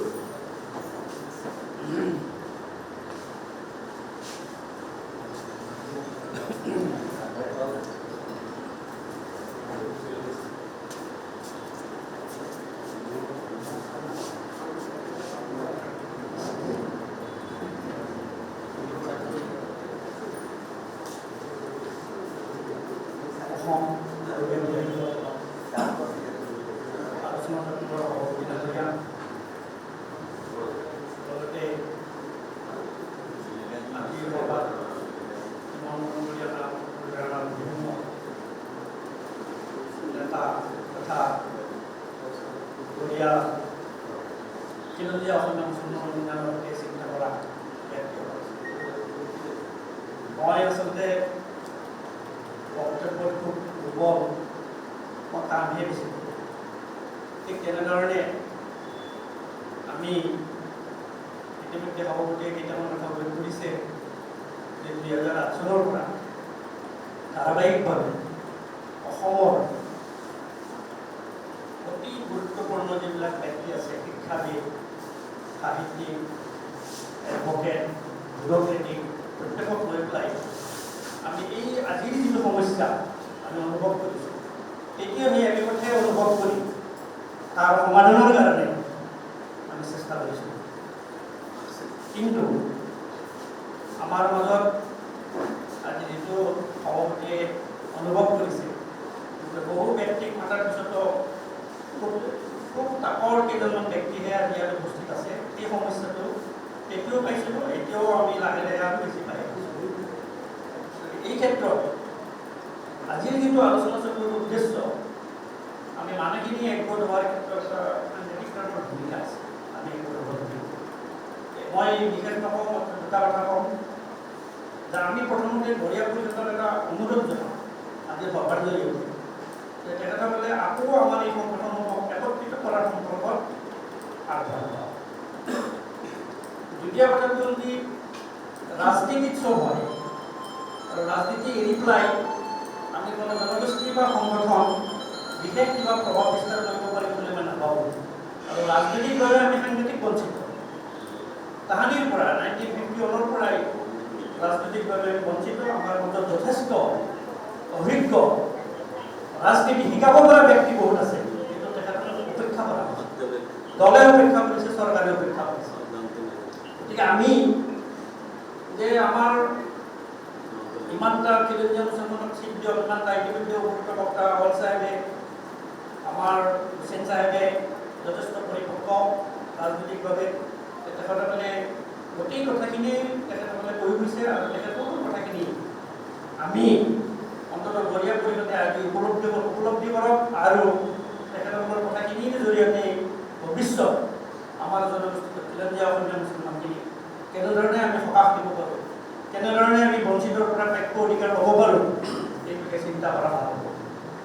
মই আৰু এটা কথা কওঁ, ইতিমধ্যে আমাৰ হুছেইন ডাঙৰীয়াই কৈছে যে আমি অসমীয়া মুছলমানখিনি এনেকুৱা চিট নাই য'ত আমি জিকি আহিব লাগে, সমষ্টি এনেকুৱা সমষ্টি নাই য'ত অসমীয়া মুছলমানে ভোট দি জিকাব লাগে আৰু অসমীয়া মানুহে অসমীয়া মুছলমানৰ ভোটেৰে আমি ইয়াতে প্ৰতিনিধিত্ব কৰিব লাগে। দুখৰ কথা, মমিনুল আলমৰ নেতৃত্বত 2011 চনৰ পৰাই খিলঞ্জীয়া অসমীয়া মুছলমানৰ গৰীয়া পৰিয়া নিচিৰ বিভিন্ন ধৰণৰ সভা সমিতি হৈছিল, আমিও তাত জড়িত হৈছিলোঁ। আৰু তেতিয়াই 2014 চনত এখন সভাত তেতিয়া সৰ্বানন্দ সোণোৱাল সভাপতি আছিল ভাৰতীয় জনতা পাৰ্টীৰ, আৰু তাতেই আমাৰ এই সংগঠনসমূহৰ নেতৃবৃন্দক মাতি এখন সভা কৰিছিল। ভৱিষ্যতত ভাৰতীয় জাতীয় বিজেপি চৰকাৰে বা বিজেপি দলে আমাৰ এই অসমীয়া মুছলমানখিনিক কেনেধৰণে সহায় কৰিব পাৰে তেনে সম্পৰ্কত এখন সভা হৈছিল। আৰু সেই সভাত আমি এটাই দাবী কৰিছিলোঁ যে অসমীয়া মুছলমানখিনি কিয় অসমীয়া মুছলমানৰ ভোটেৰে জিকি আহিব লাগে, এইটো এটা দুৰ্ভাগ্যজনক কথা। কিয় হিন্দু এলেকাৰ এটা চিট আমি নাপাওঁ, হিন্দু মানুহে আমাক কিয় ভোট দি জিকাব নোৱাৰে, কিয় বড়ো আহোম জনগোষ্ঠীসমূহে আমাক জিকাব নোৱাৰে তেওঁলোকে ভোট দি পেলাই। আমি জানো অসমত বৰ্তমান অসমীয়া মুছলমানৰ সংখ্যা প্ৰায় 40 লাখৰো অধিক, আৰু তাতে যদি আমি চাব যাওঁ প্ৰায় 8.9% টোটেল পপুলেশ্যনত আমি অসমীয়া মুছলমান। 8.9% যদি আমি ৰেচিঅ' চাব যাওঁ 126টা সমষ্টি, তেতিয়াহ'লে আমি প্ৰায় 11-12টা চিট আমি পপুলেশ্যন পেটাৰ্ণত যদি বিচাৰিব আমি যদি দাবী কৰোঁ, তেতিয়াহ'লে আমি এইটো পাব পাৰোঁ। এই ক্ষেত্ৰত যিহেতুকে আমাৰ তেনেকুৱা ৰিজাৰ্ভেশ্যনৰ ব্যৱস্থা নাই, সংবিধানৰ ইতিমধ্যে জাৰি ঘোষণা কৰিছে, আমাৰ কেইবাজন বক্তাই কৈছে। গতিকে এই ক্ষেত্ৰত ৰাজনৈতিক দলসমূহক আমি কেনেকৈ পাৰ্চু কৰিব পাৰোঁ, ৰাজনৈতিক দলসমূহৰ ওচৰত আমি কেনেকৈ তেওঁলোকক লৈ আমি যে খিলঞ্জীয়া অসমীয়া মুছলমানৰ কাৰণ হৈ পৰোঁ যে আমি যদি খিলঞ্জীয়া মুছলমানখিনিক চিট নিদিওঁ তেতিয়াহ'লে আমাৰো বহুত চিট আমি হাৰাবলগীয়া হ'ব পাৰে। এই ঠিক এনেকুৱা ধৰণৰ পৰিৱেশ এটালৈ আমি যাব লাগিব। গতিকে আজি যিহেতুকে এইটো ৰাজনৈতিক দিশৰ ওপৰত এই সভাখন হৈছে, গতিকে মই ভাবোঁ যে আমি যিবিলাক ৰাজনৈতিক দল আছে এই দলবিলাকক আমি অন্তত বাধ্য কৰিব লাগিব যে আমাৰ জনগোষ্ঠীৰ যে 12টা চিট আমি পাওঁ 126টা, অন্তত 5টা জিকি আহিব পৰা ধৰণে আমাক চিট দিব লাগে। মই ভাবিছোঁ এই ক্ষেত্ৰত যি ধৰণৰ ব্যৱস্থা আমাৰ আজি গৰীয়া পৰিষদে যেনেধৰণে ব্যৱস্থা ল'ব লাগে তেনেধৰণৰ ব্যৱস্থা লওক আৰু আমি সহযোগ কৰিম। গতিকে আমাৰো খুব কম সময়ৰ ভিতৰত খিলঞ্জীয়া অসমীয়া মুছলমান বিজ্ঞানৰ সভা হ'ব। আমিও ঠিক তেনেধৰণে ৰাজনৈতিক দল বা অন্যান্য চৰকাৰৰ ক্ষেত্ৰত আমি আমাৰ দাবী উত্থাপন কৰিম। মই ভাবোঁ ভৱিষ্যতত এতিয়া যিহেতুকে ইলেকশ্যন শেষ হ'ল, আমি যথেষ্ট সময় আমাৰ লগত আছে, সুস্থ চিন্তাৰে আমি এই ক্ষেত্ৰত আগবাঢ়িব লাগিব আৰু সঠিক পথত আমি যাবলৈ, সঠিক সিদ্ধান্ত ল'বলৈ আৰু অধিক বুদ্ধিজীৱী বা চিন্তাবিদ বা ৰাজনৈতিক ব্যক্তিক মাতি আনি এনেকুৱা সভা বহুত পাতিব লাগিব। মই এইখিনিকে মই ধন্যবাদ আমাৰ মোহাম্মদ ডাঙৰীয়ালৈ। এইবাৰ মই আমাৰ পুৰণা সতীৰ্থ সৈয়দ তৌহিদুল ইছলাম ডাঙৰীয়া আমাৰ এই আলোচনা চক্ৰৰ বিশেষ পৰামৰ্শদাতা হিচাপে তেখেতক দুই এষাৰ কোৱাৰ কাৰণে আহ্বান জনাইছোঁ।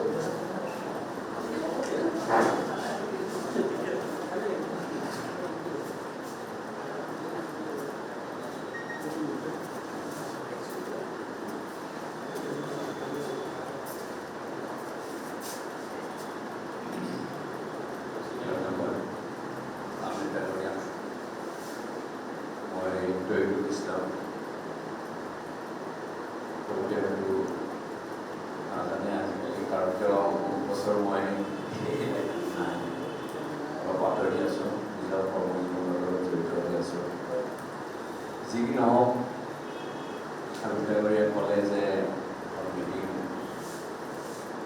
আহ্বান কৰা আছে, তাত আমি থাকিব লাগিব আৰু এই সূত্ৰে আজি ৰবিবাৰ মোৰ যিহেতু আগৰ পৰাই ওপৰত ইণ্টাৰেষ্ট আছে বা আমি লাগি আছিলোঁ, গতিকে মই আজি ইয়াত উপস্থিত থাকিব পাৰিছোঁ আৰু উপস্থিত থাকি মই নিজে উপকৃত বুলি ভাবিছোঁ। কাৰণ যদি মই ক'ব যাওঁ 1986 মানৰ পৰাই আমি এই বিষয়ত লাগি আছিলোঁ।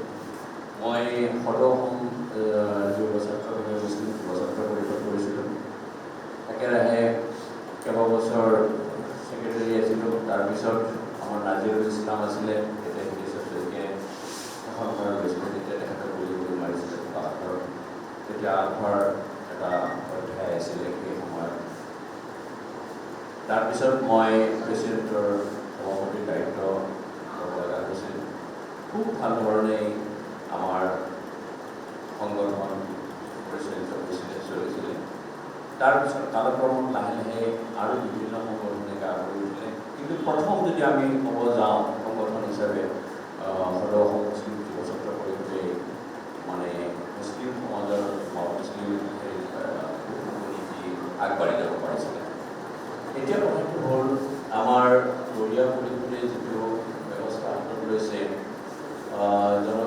গৰীয়া জনগোষ্ঠীকে ধৰি মুছলমানসকলৰ ভৱিষ্যত ৰাজনৈতিক সম্পৰ্কত যিটো কথা ক'বলৈ গৈছে, এই ক্ষেত্ৰত মোৰ যিটো অভিজ্ঞতা, সেই অভিজ্ঞতাৰ ক্ষেত্ৰত মই এটা থুলমূলকৈ কথা ক'ব বিচাৰিছোঁ, খুব সাধাৰণভাৱে কথা ক'ব বিচাৰিছোঁ যে মোৰ আজি ৰাতিপুৱাই মোবাইলটো হাতত লৈ মই দেখা পালোঁ, এটা লগে লগে মানে আহি গ'ল, ইনষ্টাগ্ৰামত আহিলে, ফেচবুকতে আহিলে যে মানে এটা মুছলিম ল'ৰাই মৰা মহ এটা পুতিবৰ কাৰণে গ'ল আৰু তেওঁ তাৰমানে হিন্দু মানে অন্যান্য জনগোষ্ঠীয়ে তেওঁ মানে খুব পিটিলে আৰু আচলতে সেইটো মানে হিন্দু জনগোষ্ঠীৰ ল'ৰা আছিলে, হিন্দু সম্প্ৰদায়ৰ ল'ৰা আছিলে, কিন্তু মুছলিম বুলি মানে মাৰিলে। এই কথাখিনি লিখোঁতে মোৰ মানে মনত কথাটো আহি গ'ল এইকাৰণে, এই কথাখিনি লিখোঁতে মানে লিখিলে যে মুছলমান সম্প্ৰদায়ৰ বুলি ভাবি অসমীয়া ল'ৰা এজনক প্ৰচাৰ কৰিলে। আপুনি কথাটো মোৰ তেতিয়া লগে লগে অলপমান গাত লাগি গ'ল, কাৰণ গাত লাগিয়ে সচৰাচৰ। তাৰমানে আমি আজি 100 বছৰ ধৰি, ইমান বছৰ ধৰি, মোৰ বয়স 63 বছৰ, 63 বছৰ ধৰি আমি মুছলমানখিনিয়ে অসমীয়া হ'ব নোৱাৰে। অসমীয়া আমাক হিন্দু বুলি আগতে ক'লে যে মুছলিম ল'ৰা এটাক অসমীয়া মানে কি কৰিলে, অসমীয়া ল'ৰাজনে মানে খালে মাৰিলে, অৰ্থাৎ অসমীয়া ল'ৰাজনক মাৰিলে। অৰ্থাৎ কথাটো হ'ল কি, তেওঁ হিন্দু, যদি মুছলমানৰ নাম উল্লেখ কৰিছে, মোৰ মতে লিখনিটো হ'ব লাগিছিল হিন্দু ল'ৰা এজনে মাৰ খালে, কিন্তু অসমীয়া বুলি তেওঁ ক'লে আৰু আমাক মুছলমান বুলি পৰিচয় দিলে। মই এই কথাটোত মোৰ অলপ মানে খোকোজা লাগি যায়। আমি অসমীয়া মুছলমানখিনিয়ে হওক বা মুছলমানখিনিয়ে আমি অসমীয়া হ'ব নোৱাৰিলোঁ। যদি নোৱাৰিলোঁ যে হিন্দু সম্প্ৰদায়খিনিয়ে আমাক অসমীয়া বুলি আদৰি নল'লে, নে আমিয়ে নিজকে বিলীন কৰি দিব নোৱাৰিম, অসমীয়াৰ লগত বিলীন কৰি দিব নোৱাৰিলোঁ, যাৰ কাৰণে আমাৰ পৰিচয়টো মুছলমান হৈয়ে থাকিল, ধৰ্মীয়ভাৱে থাকিল, অসমীয়া হৈ নাহিল। মোৰ ৰাতিপুৱাৰ অভিজ্ঞতাখিনি আপোনালোকক ব্যক্ত কৰিলোঁ যে এই কথাটো মোক মাজে মাজে মোৰ মগজুত মোৰ মন আৰু মগজুত মোৰ পিৰপিৰণি হয় যে মই অসমীয়া কেতিয়া হ'ব পাৰিম। অসমীয়া হ'বলৈ মন যায়, যিহেতু অসমীয়া হিচাপে অসমীয়া বুলি আমাক পৰিচয় দিয়ক, বা আমি নিজকে অসমীয়া বুলি পৰিচয় দিওঁ। অলপ আগতে আমি ডাঙৰীয়াই কৈছে যে আমি আমাৰ সংস্কৃতিক লৈ পেলাই আমি অসমীয়া হ'ব আমি পাৰিছোঁ নে নাই। কিন্তু বহুবাৰ আমি দেখিছোঁ আমি নিজকে অসমীয়া বুলি পেলাই পৰিচয় দিম, কিমানবাৰ আমি অসমীয়া বুলি পৰিচয় দিম। এই অসমখনত আমি শ শ বছৰ ধৰি বসবাস কৰি আছোঁ, আমি বাৰে বাৰে কিন্তু অসমীয়া বুলি পৰিচয় দি আহিবলগীয়া হৈছে। বহুত ক্ষেত্ৰত অসমীয়া বুলি একচেপ্ট নকৰে। আজিৰ কথাটোৱে মই চাইছোঁ যে একচেপ্ট কৰা নাই, গ্ৰহণ কৰা নাই অসমীয়া বুলি। গতিকে কাৰোবাৰ মনত হয়তো এই কথাটো কণ্ট্ৰাডিকশ্যন থাকিব পাৰে, কিন্তু মই ভাবোঁ মোৰ নিজকে মানে ডাউট হৈছে। মোৰ লগতে বাকী অসমীয়া মুছলিম ভাইসকলৰ ক্ষেত্ৰতো মই ভাবিছোঁ যে পৰিচয় দিব পাৰিছে। এই যিটো ব্যৱস্থা, এই ব্যৱস্থাটোত আমি মানে এই ৰেখাডাল ধৰ্মীয় আৰু সাংস্কৃতিক এই যিটো ৰেখাডাল, এই ৰেখাডাল এমেটিকৰণ কৰিব পাৰিলেহে আমাৰ ওপৰত কোৱাৰ নিচিনাকৈ যে কমলপুৰ সমষ্টিৰ পৰা মহিদুল ইছলাম বৰা যেনেদৰে আহিছে, তেনেদৰে আমাৰ হাজো সমষ্টিৰ পৰা নুৰুল হুছেইন আহিছে, তেনেদৰে প্ৰতিটো সমষ্টিত আমাৰ মুছলিম কেণ্ডিডেটে অংশগ্ৰহণ কৰিব পাৰিব।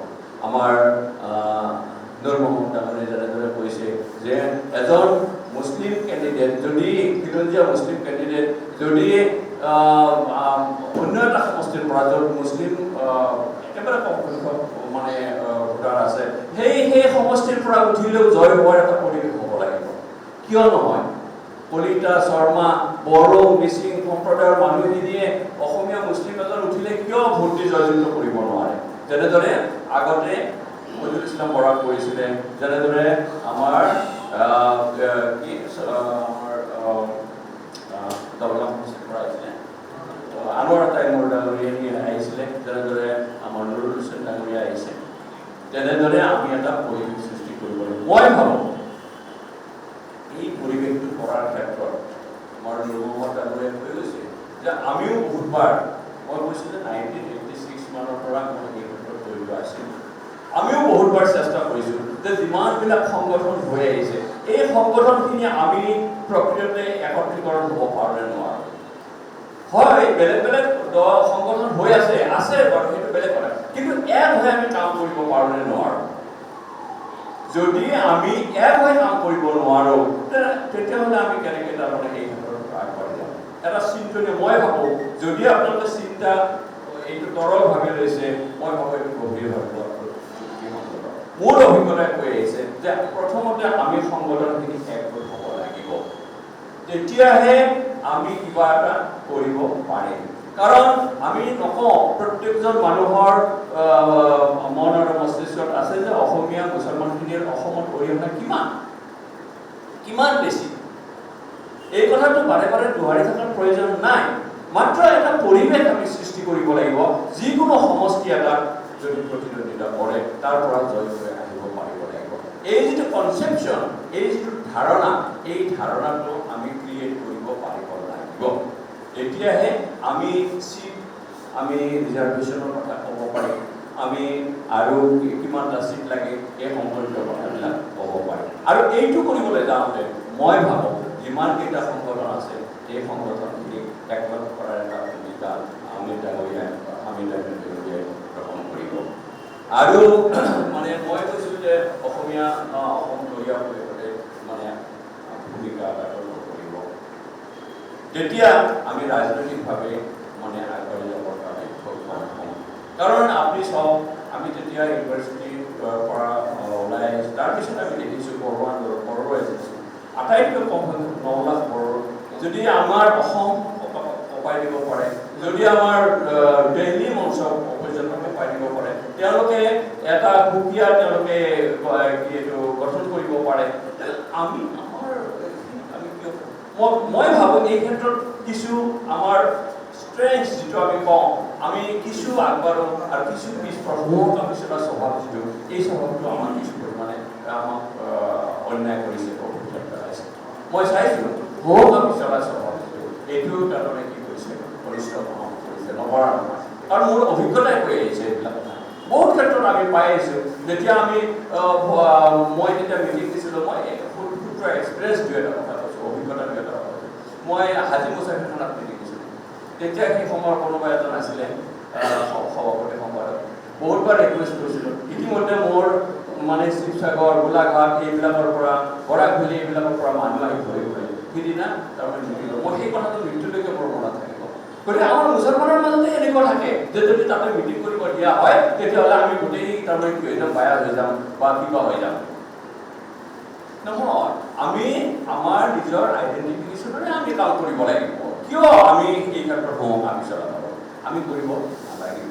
মই বিশেষ কৰিব খোজা ক'ব খোজা নাই, বহুত কথাই থাকে, বহুত কথা ওলাই থাকে, কিন্তু শাৰীৰিকভাৱে মই অকণমান তাৰমানে হেৰি হৈ আছোঁ। মই মানে আমি যে মাতিছে আৰু এটা বৃহত্তৰ স্বাৰ্থত, সেইকাৰণে ইয়াত উপস্থিত আছোঁ। মই বিশেষ নকওঁ, ধন্যবাদ ইছলাম ডাঙৰীয়ালৈ। আমাৰ এতিয়া মই ৰাফেল হুছেইন ডাঙৰীয়াই অকণমান সময় জাষ্ট ঠিক আছে। আমি তাৰমানে আজি মিটিঙৰ যিটো মেইন উদ্দেশ্য আছিলে, আমাৰ পৰা কি কেন্দ্ৰত যিহেতুকে বিলটোৰ আগতে আমি ডেটটো লৈছিলোঁ, অলৰেডি দুৰ্ভাগ্যবশতঃ হওক সৌভাগ্য হওক বিলটো তাত পাছ নহ'ল। আমাৰ কথা হ'ল আমি আজি বিভিন্ন দলৰ মানুহ মাতিছোঁ, পৰৱৰ্তী সময়ত গভৰ্ণমেণ্ট যিয়ে নহওক এই দলৰ ধৰি লওক আপুনি আজি ৰাইজৰ দল আল চাহাব আহিছে, তেওঁলোকৰ লগতো কনচেণ্ট দিছে, আমি এটা বডি বনাই লওঁ, মানে ইলেকশ্যন ৰিজাল্টৰ পিছত আমি যাতে এই ডেলিমিটেশ্যন প্ৰক্ৰিয়া হওক বিভিন্ন দিশত আমি সামূহিকভাৱে আগবাঢ়িব পাৰোঁ। আমি এটা কমিটি কৰি লওঁ, আপোনাৰ নামো তাত ৰাখিম, আপোনাৰ কনচেণ্টটো ৰাখিম। এইবাৰ মই আমাৰ ৰমচা আলী ডাঙৰীয়াৰ পিছত আমাৰ ৰমচা আলী ডাঙৰীয়াৰ বিহাৰৰ মধ্যে মৰিয়া জনগোষ্ঠীৰ প্ৰায় 2জন ব্যক্তি আছে, তেখেতসকলে বক্তব্য ৰাখিব। ৰমচা আলী ডাঙৰীয়াক চমুকে আমাৰ এই আলোচনা চক্ৰৰ পৰামৰ্শ হিচাপে বক্তব্য ৰখাৰ কাৰণে আহ্বান জনাইছোঁ।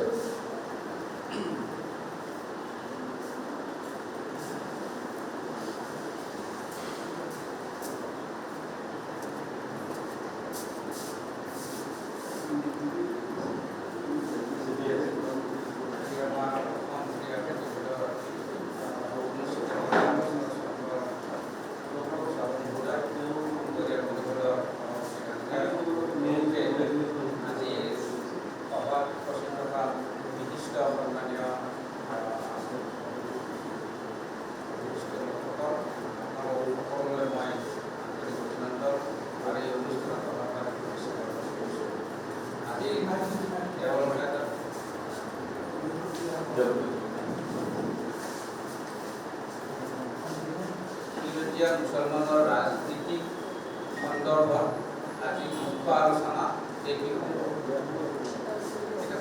আমাৰ ইতিমধ্যে বহুকেইজন ব্যক্তিয়ে বিষয়টো আলোচনা কৰি গৈছে। এই ক্ষেত্ৰত মই বহুত বেছি ক'ব খোজা নাই। এটা কোনোবা ৰাজনৈতিক দলৰ পৰা আমাৰ খিলঞ্জীয়া মুছলিম নিৰ্বাচনত জয়ী হৈ অহা নহা বিষয়টো নিৰ্ভৰ কৰে সেই সময়ৰ সামাজিক পৰিৱেশ, সেই সময়ৰ সামাজিক পৰিৱেশটোতে নিৰ্ভৰ কৰিব। এইটো হ'ল মানে সংৰক্ষণ নহয়। আমি ৰাজনৈতিক দলবিলাক আমি সকলোৱে কওঁ যে ৰাজনৈতিক দলবিলাকে আমাক বিজেপিয়েও খিলঞ্জীয়া মুছলমান প্ৰাৰ্থিত্ব নিদিলে, কংগ্ৰেছেও নিদিলে আৰু গোটেই দলবিলাকে নিদিলে। আমি এইটো চিঞৰ বাখৰ কৰি আছোঁ, কিন্তু তেওঁলোকে জানে আমাক এটা চিট, অকল এটা পাৰ্টীয়ে এটা চিট দিলে অন্যতৰ সেই সমষ্টিটোত বেলেগ এটা প্ৰাৰ্থী জিকি যাব। যিয়ে নহওক এই সম্পৰ্কত মই ব্যাখ্যা কৰিব নোখোজোঁ, কিন্তু মূল কথাটো হ'ল কি, সেইখিনি সময়ত নিৰ্বাচনৰ সময়ত আমাৰ সামাজিক যিটো বাতাবৰণ, অসহিংসু বাতাবৰণ যিটো, সেই বাতাবৰণটো ক্ৰিয়েট কৰাৰ ক্ষেত্ৰত আমিও অসমীয়া মুছলমানক আগবাঢ়িব লাগিব। ইতিমধ্যে কেইবাজনো দুজনমান বক্তাই অত্যন্ত গুৰুত্বপূৰ্ণ বক্তব্য দি থৈ গৈছে। আমি সামাজিক বাতাবৰণ, সামাজিক পৰিৱেশ এটা গঢ়িব লাগিব।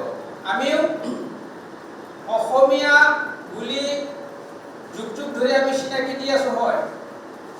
আমাৰো এইটো স্পষ্ট, এইটো খোলা কথা, আমাৰ কিছু অসমীয়া থলুৱা কৃষ্টি সংস্কৃতি আৰু আমাৰ ধৰ্মৰ মাজত এটা দ্বন্দ্ব আছে।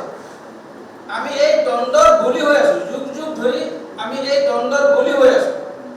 এই কথাটো মই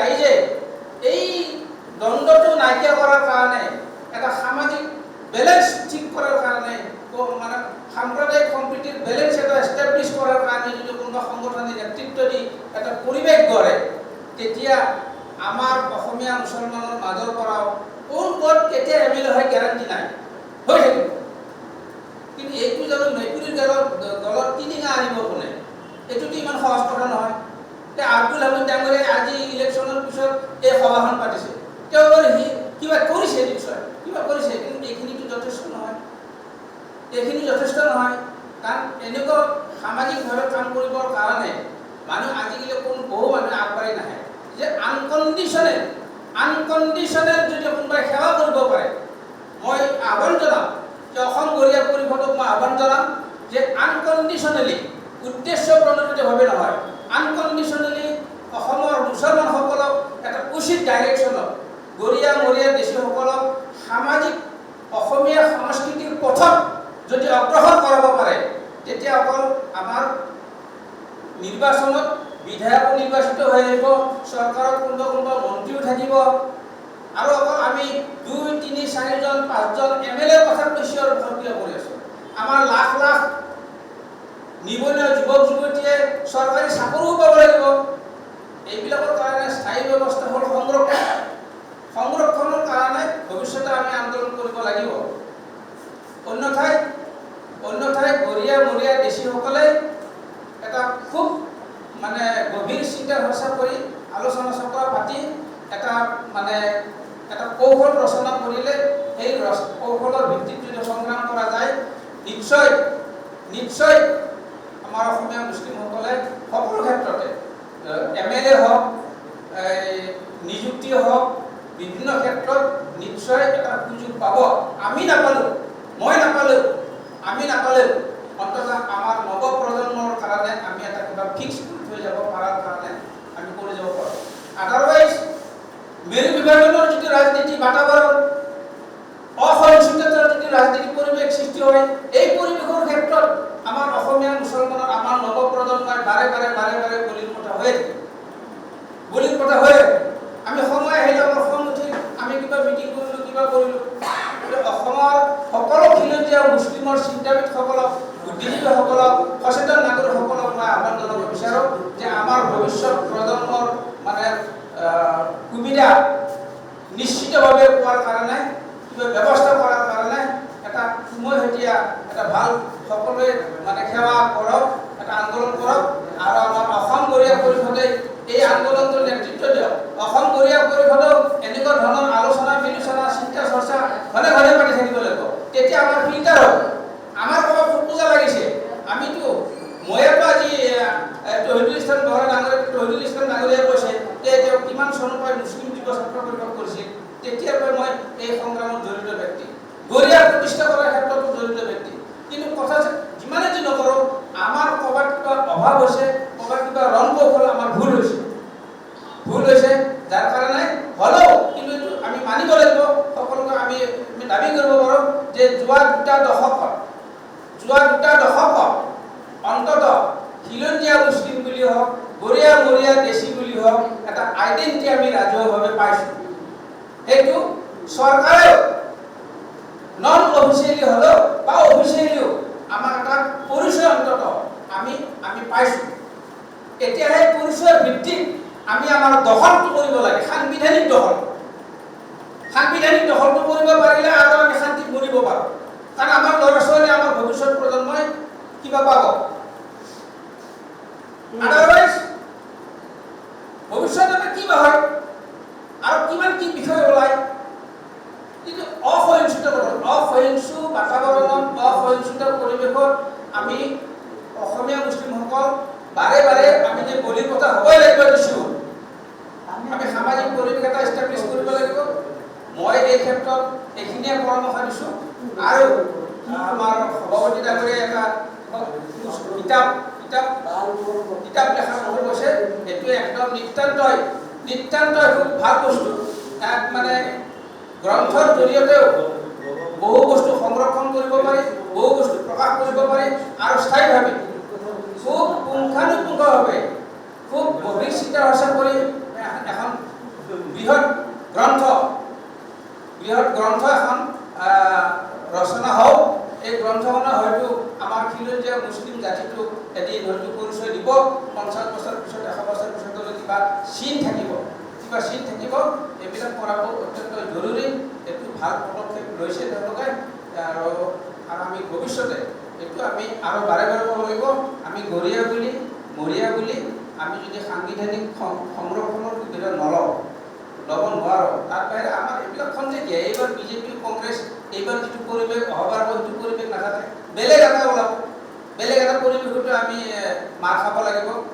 কাৰণ সেই সময়ত আমি কাকো দোষাৰোপ কৰি লাভ নাই, কোনো পলিটিকেল পাৰ্টিক দোষাৰোপ কৰি লাভ নাই, ৰাজনৈতিক দলক দোষাৰোপ কৰি লাভ নাই। আমি সিচুৱেশ্যন আমি নিজে ক্ৰিয়েট কৰিব লাগিব। Man is the maker of his own fact. নিজে নিজৰ সিচুৱেশ্যন খুব বুজাৰিলে নহ'ব নহয়, খুব বুজাৰিলে হ'ব নেকি? মোকে টিকেট দিলে, মোক ভোট নিদিয়ে কোনোবাই, মোক ভোট নিদিয়ে এইটো আগতীয়াকৈ ফিক্স হৈ আছে। মোক টিকটটো নিবলৈ দলে চিটটো হেৰাব নেকি?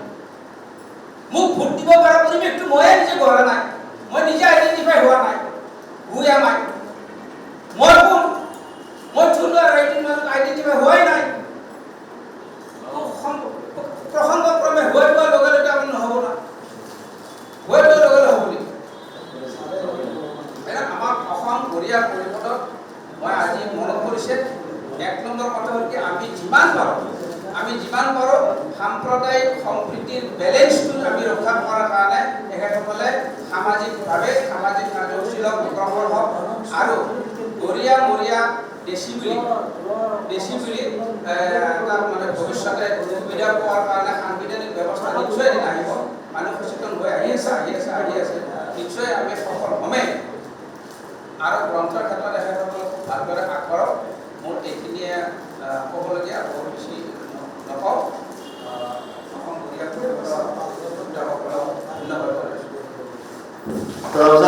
ধন্যবাদ থাকিল।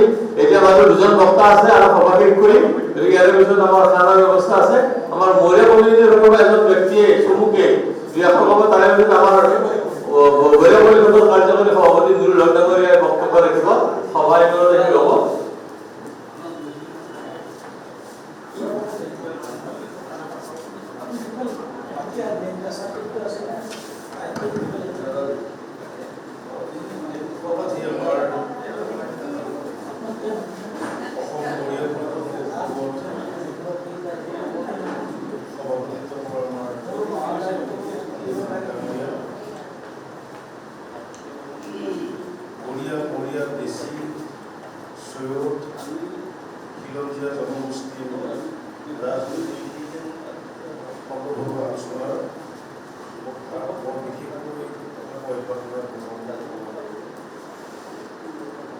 এই সভাখনত আজি আমাৰ বিধানসভাৰ ইলেকশ্যন আগতে কৰাৰ প্ৰয়োজন আছে।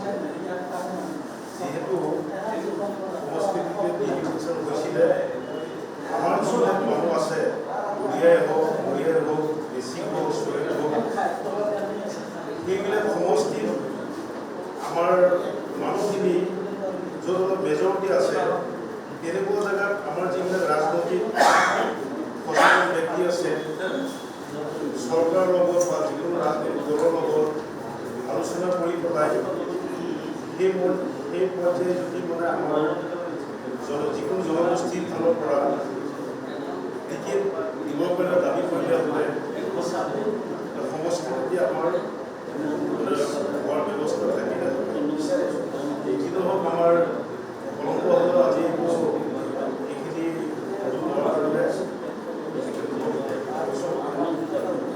যিহেতু মানে আমাৰ 5টা জনগোষ্ঠীয়ে আমাৰ খিলঞ্জীয়া জনগোষ্ঠী চমু হিচাপে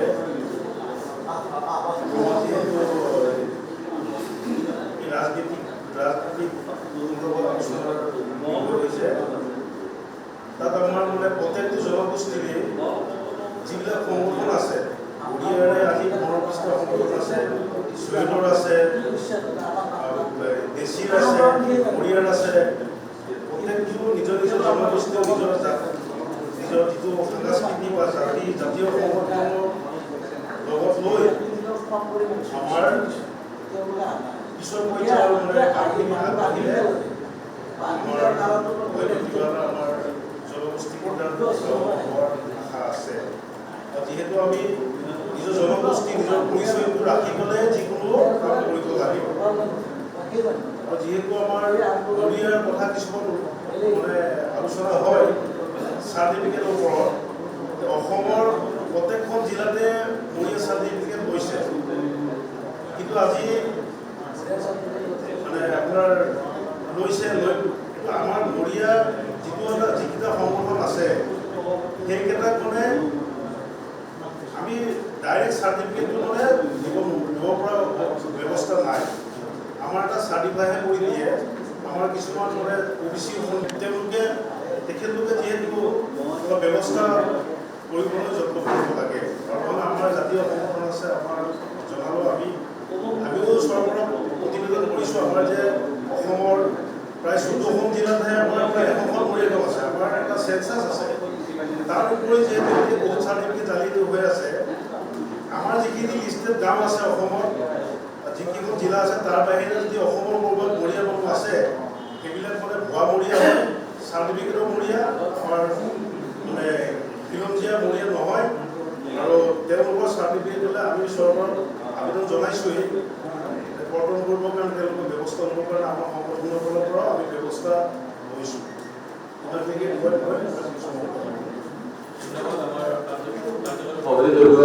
এইবাৰ আমাৰ নুৰুল ডাঙৰীয়া বিয়াৰ ভাষণ আছে।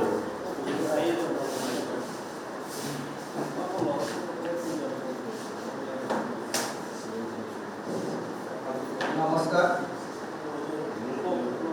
আজি গুৱাহাটী প্ৰেছ ক্লাবত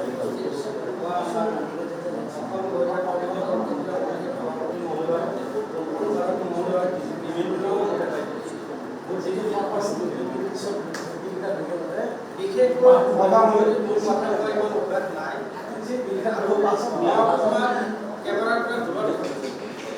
ব্যৱসায়ৰ লগত জড়িত। তথাপিতো কিমান সদায় লুকাই থাকিম। আমাৰ আজি জাতিটো যিমানখিনি সংকটৰ ফালে গৈ আছে, এই সংকটত যদি কোনোবাই আৱাজ উঠা কোনো যদি আগবাঢ়ি নাহে, তেতিয়াহ'লে ভৱিষ্যত আমাৰ যিটো প্ৰজন্ম আছে তেওঁলোকে একেবাৰে নিক্ষেপ হৈ যাব। সেয়ে আমি আলোচনাত মিলিত হৈছিলোঁ জুলাই আগষ্ট মাহত।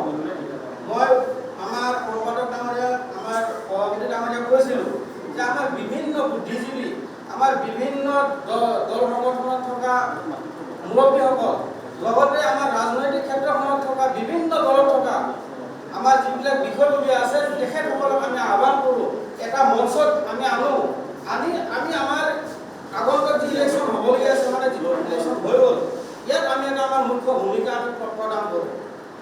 এতিয়া আমি অকণমান আলোচনা বিলোচনা কৰাত আমাক ক'লে আমি সঠিক সময়ত ইয়াৰ কাৰণে আমি আলোচনা কৰিম, কিন্তু সময়ে আমাক সেই সুবিধাকণ নিদিলে। তাৰপিছত কি হ'ল, আজি আমাৰ এই যিটো ৰাজনৈতিক আমাৰ এই সন্দৰ্ভত আলোচনাত আমি আহিছিলোঁ, আমি দেখিছোঁ বিভিন্ন বক্তাই বিভিন্ন ধৰণে তেওঁলোকৰ কথাখিনি আগবঢ়াইছে, দাঙি ধৰিছে। আমাৰ প্ৰথম বক্তা যিজন আছিলে আমাৰ ছাজাদ ছিদ্দিকী ছাৰ, তেখেতে কৈছে ৰাজনীতিকতকৈ বেছি আমি সাহিত্য সভাত গুৰুত্ব দিব লাগে। আমাৰ মেডিয়াল ছাৰে কৈছে যে আমি যে গৰিয়া তাৰ আইডেণ্টিফিকেশ্যন অলৰেডি আমাৰ হৈ আছে, আমাৰ ইয়াত কোনো হেৰি নাই। আমাৰ মুখপাত্ৰ মহিনুজ্জামান ডাঙৰীয়া ছাৰে কৈছে যে আমি একেবাৰে সেই 1824 চনলৈকে গুচি যাওঁ। আচলতে আমি সেইবিলাক নাচাই আমি বৰ্তমান আমি কি কৰিব পাৰোঁ, আমাৰ কৰিব পৰা বহুত কাম আছে, কিন্তু আমি অৰ্থনৈতিকভাৱে বহুতেই দুৰ্বল। আৰু আমি অৰ্থনীতিটোত আমি দুৰ্বল নহয় যদি আমি ৰাইজে সকলোৱে আমি হাত জোকাৰি দিওঁ। আজি আমি এটা অনুষ্ঠান কৰিবলৈ আমাৰ সম্পাদকে, আমাৰ সভাপতিয়ে যিখিনি কষ্ট কৰিব লাগে, আমি যিখিনি কষ্ট কৰিব লাগে, তাৰ মূলতে হ'ল আমাৰ অৰ্থনীতি। আমাক যদি সকলোৱে হাত জোকাৰে, সকলোৱে যদি আমাক অকণমান সহায় আগবঢ়ায়, তেতিয়াহ'লে আমি বহুত কৰিব পাৰিম। আজি যদি আমি ৰাজনীতিক ক্ষেত্ৰখনত আমি আগবাঢ়িব বিচাৰোঁ, আমাৰ নৱপ্ৰজন্মক আমি আগবঢ়াব লাগিব। আজি আমাৰ এই হাইস্কুল শিক্ষান্ত পৰীক্ষাত যিসকল শিক্ষাৰ্থীয়ে উত্তীৰ্ণ হ'ল, আমি তেওঁলোকৰ ওচৰলৈ যাব পৰা নাই, তেওঁলোকক এখন সম্ভাৱনা দিব পৰা নাই। আমি যদি আমাৰ যিখিনি টেলেণ্টেড ছাত্ৰ ছাত্ৰী আছে, আমি তেখেতসকলক আগবঢ়াই দিব পাৰোঁ যে আমাৰ এটা আৰ্থিক যদি আমি আগবঢ়াব পাৰিলোহেঁতেন, আমি এটা অনুদান দিব পাৰিলোহেঁতেন, তেওঁলোকক আগবঢ়াই দিয়াৰ ক্ষেত্ৰত যদি আমি এটা ভাল ছাজেশ্যন দিব পাৰিলোহেঁতেন, তেতিয়াহ'লে আমাৰ জনগোষ্ঠীটো আমাক আগবঢ়াই ল'লেহেঁতেন। আমি আমাৰ জনগোষ্ঠীৰ কাৰণে একো কৰিব পৰা নাই। আমি জাষ্ট আমি টিভিৰ সন্মুখত বাইক দিছোঁ, কেমেৰাৰ সন্মুখত বাইক দিছোঁ, তাত বাহিৰে আমি আৰু একো কৰিব পৰা নাই। আৰু আমি অকল বাইক দি থাকিলে নহ'ব, আমি আমাৰ গাঁৱত গৈ যাব লাগিব, আমাৰ ৰাইজক সজাগ কৰিব লাগিব। আজি আমি কোনো ক্ষেত্ৰত হোৱা নাই। আজি আমাক AGP-য়ে হওক, AJP-য়ে হওক, ৰাইজৰ দলে হওক, আমাৰ BJP-য়ে হওক, কংগ্ৰেছে হওক, আমাক কোনো ভোটাৰ বুলি আঁকোৱালি লোৱা নাই। কাৰণ জানে আমি য'ত ভোট দিম তেওঁলোকে জানে যে আমি এইকেইটা ভোট পামেই, এই তেওঁলোকৰ ওচৰতো আমাৰ কামেই নাই। কিন্তু আমি আমাৰ ভোটাৰসকলক সজাগ কৰিব লাগিব। আমি আমাৰ ভোটাৰসকলৰ ওচৰত গৈ আমি ক'ব লাগিব, আমি যাক দিম তেওঁকে আমি জিকাম, আমি সকলোৱে আমি এক হ'ব লাগিব। আজি যদি আমি চাবলৈ যাওঁ, এটা চৰকাৰত যদি 600 ভোট আছে, তাৰে ভিতৰত একদম নিৰ্ধাৰিত হৈ আছে কোনো ৰাজনৈতিক দলে তাত গৈ ভোট ভিক্ষা খুজিব নালাগে। কাৰণ তেওঁলোকে জানে অমুকটো চেণ্টাৰত 150টা ভোট আমি পাম, অমুক অন্য দলে 150 পাব, অন্য দলে 200 পাব, মানে অলৰেডি ডিভাইড হৈ আছে, যাৰ কাৰণে আমাৰ ওচৰত কোনো নাই। আৰু আমি গ'লেও আমাক গুৰুত্ব নিদিয়ে। তো আমাক গুৰুত্ব দিবলৈ হ'লে আমি আমাৰ ৰাজনৈতিক ক্ষেত্ৰত কি কৰিব লাগিব, একগোট হ'ব লাগিব। আমি যোনে য'ত থাকোঁ, কোনোবাই BJP-ত আছোঁ, কোনোবাই কংগ্ৰেছত আছোঁ, কোনোবাই AGP-ত আছোঁ, কোনোবাই ৰাইজৰ দলত আছোঁ, সেইটো মেটাৰ নহয়। কিন্তু আমাৰ এটা কি হ'ব লাগিব, আমাৰ যিখিনি ভোট বেংক, আমাৰ যিখিনি ভোটাৰ, আমাৰ ভোটাৰখিনিক আমি একত্ৰিত কৰি ৰাখিব লাগিব যে এইবাৰ যদি অমুক BJP কেণ্ডিডেট হ'লেও কথা নাই, আমি তেওঁকে জিকাম যদি তেওঁ আমাৰ লগত যিখিনি প্ৰতিশ্ৰুতি দিব, এই প্ৰতিশ্ৰুতিখিনি আমাৰ কি কৰে পূৰণ কৰে। তো এই বস্তুখিনিত আমি যাবলৈ হ'লে আমাক এটা অৰ্থৰ প্ৰয়োজন হ'ব, আৰু অৰ্থৰ প্ৰয়োজন হ'লে আমি যদি এই খৰচটো উঠাব পাৰোঁ তেতিয়াহ'লে আমি ছাকচেছ হ'ম। আৰু এই খৰচটো উঠাবলৈ হ'লে আপোনালোক সকলোৱে সহমত দিব লাগিব আৰু আগবাঢ়ি আহিব লাগিব, অনুদান দিব লাগিব। তেতিয়াহ'লে আমি আগবাঢ়ি গৈ ৰাইজৰ ওচৰত গৈ ৰাইজক বুজাব পাৰিম। আমি সময় দিব লাগিব। এতিয়া আমাৰ ওপৰতে ছাৰে কোৱাৰ নিচিনা আমি ৰাজনৈতিক ক্ষেত্ৰখন কিমান আমাৰ কাৰণে দৰকাৰ আমি নাজানো, কিন্তু আমি জানো ৰাজনীতি এনেকুৱা এটা শক্তি যিটো শক্তি আপোনাক শেষ কৰিব পাৰে আৰু আপোনাক বিলনীয়া কৰাব পাৰে। ৰাজনীতিটো এনেকুৱা এটা বস্তু, এনেকুৱা এটা শক্তি, তেওঁৰ লগত এই ৰাজনীতিত থকা মানুহখিনিৰ লগত কোনেও নোৱাৰে। যিমান উচ্চ পদস্থ বিষয়া নহওক কিয়, DC হওক, SP হওক, কোনেও নোৱাৰে। ৰাজনৈতিক নেতাজন যদি মেট্ৰিক পাছো নহয়, তথাপিতো DC এজনে তেওঁৰ কথামতে চলিব লাগে, তেওঁৰ কথামতে উঠা বহা কৰিব লাগে। তো ৰাজনৈতিক এনেকুৱা এটা শক্তি, আৰু এই ৰাজনৈতিক শক্তিটো কোনে দিয়ে? ৰাইজে দিয়ে। তো ৰাইজক সেইকাৰণে আমি সজাগ কৰিব লাগিব। আৰু ৰাইজ প্ৰথমতে আমি নিজৰ ঘৰখনক সজাগ কৰিব লাগিব। কাৰণ আজি মোৰ ঘৰত যদি 10জন মেম্বাৰ আছে, এই 10জনৰ 2জনে কিন্তু বেলেগত দিছে, 2জনে আকৌ বেলেগত, 3জনে বেলেগত। আমাৰ ঘৰখনতে একতা নাই। তো আমাৰ ঘৰখন প্ৰথম একতা কৰি ল'ব লাগিব। আজি আমি ইয়াত 50জন মানুহ আছোঁ, আমাৰ 50জন সদস্যৰ ঘৰত যদি 4টা কৰিব আছে, তো 200টা ভোটাৰ আছে। আমি এই 200টা ভোটাৰ আমি এক হ'ব লাগিব যে এইবাৰ আমি অখিলক জিকাম, বোলে এইবাৰ আমি দিগন্ত পৰিয়ালক জিকাম, বোলে এইবাৰ আমি ডিপ্লৰঞ্জনক জিকাম, যাকে জিকাম, মুঠতে আমি 200টা ভোট এটাকে জিকাম। আৰু যেতিয়া আমাৰ এই আৱাজটো প্ৰত্যেকটো ৰাজনৈতিক দলৰ ওচৰত যাব, তেতিয়া তেওঁলোক সচেতন হ'ব, এতিয়া আমাৰ আৰু ৰাজনীতি নচলিব। কাৰণ এওঁলোকক যদি আমি দূৰত ৰাখোঁ, তেতিয়াহ'লে মোৰ জিকাটো নিশ্চিত নহয়। তেতিয়া তেওঁলোক আমাৰ ওচৰত আগবাঢ়ি আহিব, আৰু আমি সেইটোহে কৰিব লাগিব, আমাৰ ওচৰত আগবাঢ়ি অহাটো কৰিব লাগিব। কিন্তু আমি এতিয়া সেইটো কৰিব পৰা নাই। আৰু আমি ৰাইজক যদি আমি এই সমস্যাবিলাকৰ বিষয়ে বুজাবলৈ নাযাওঁ, আমাৰ ৰাইজ 500 টকা 1000 টকা বিক্ৰী হৈ যায়। ভোটৰ আগদিনাখন ঘৰে ঘৰে গৈ আমাৰ মাজৰে কিছুমান আছে যিসকলে 500-1000 টকা বিলাই দিয়ে, আৰু আমাৰ ৰাইজে সেই 500-1000 টকাতে বিক্ৰী হৈ যায়। যাৰ কাৰণে আমাৰ সমস্যা হৈয়ে থাকে, আমাৰ কোনো ধৰণৰ ডেভেলপমেণ্ট নাহে। আজি আমি দেখি আছোঁ মাটিৰ আমাৰ যি ভূমিৰ অধিকাৰ, আজি কৈছে মুছলমানে হিন্দুক বিকিব নোৱাৰে, হিন্দুৱে মুছলমানক বিকিব নোৱাৰে। এই কথাটো এটা কথাই হৈ আছে, ইয়াত কোনো আইন নাই। আজি মিডিয়াত এই কথাটো গুচি গৈছে, আৰু এই কথাটোৱে এটা আইন হৈ পৰি আছে। আজি আমি এক চেলেঞ্জ কৰিব পৰাকৈ এখন নটিফিকেশ্যন নাই। আমি যদি চৰকাৰৰ বিৰুদ্ধে এই কথাটো উত্থাপন কৰিবলৈ যাওঁ, আমি যদি আদালতৰ ওচৰলৈ যাওঁ, আমাৰ হাতত এখন পত্ৰ নাই যে তোমালোকৰ কি প্ৰমাণ আছে। আমাৰ ভিডিঅ'টো প্ৰমাণ নহয়, বেচা কিনা চলি আছে। আজি যিমানটো ক্ষেত্ৰত এনেকুৱা কোনো ধৰণৰ নটিফিকেশ্যন নাই, ইয়াত একমাত্ৰ টকাৰ খেল চলি আছে। যদি আপোনাৰ টকা আছে তেতিয়া আপোনাৰ চব হ'ব, আৰু যদি নাই আপুনি একো কৰিব নোৱাৰে।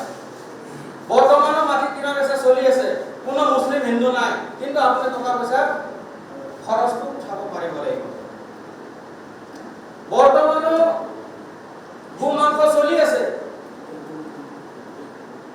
কিন্তু চৰকাৰে কি কৰিছে, তাক বন্ধ কৰি ৰাখিছে, কিন্তু চলি আছে।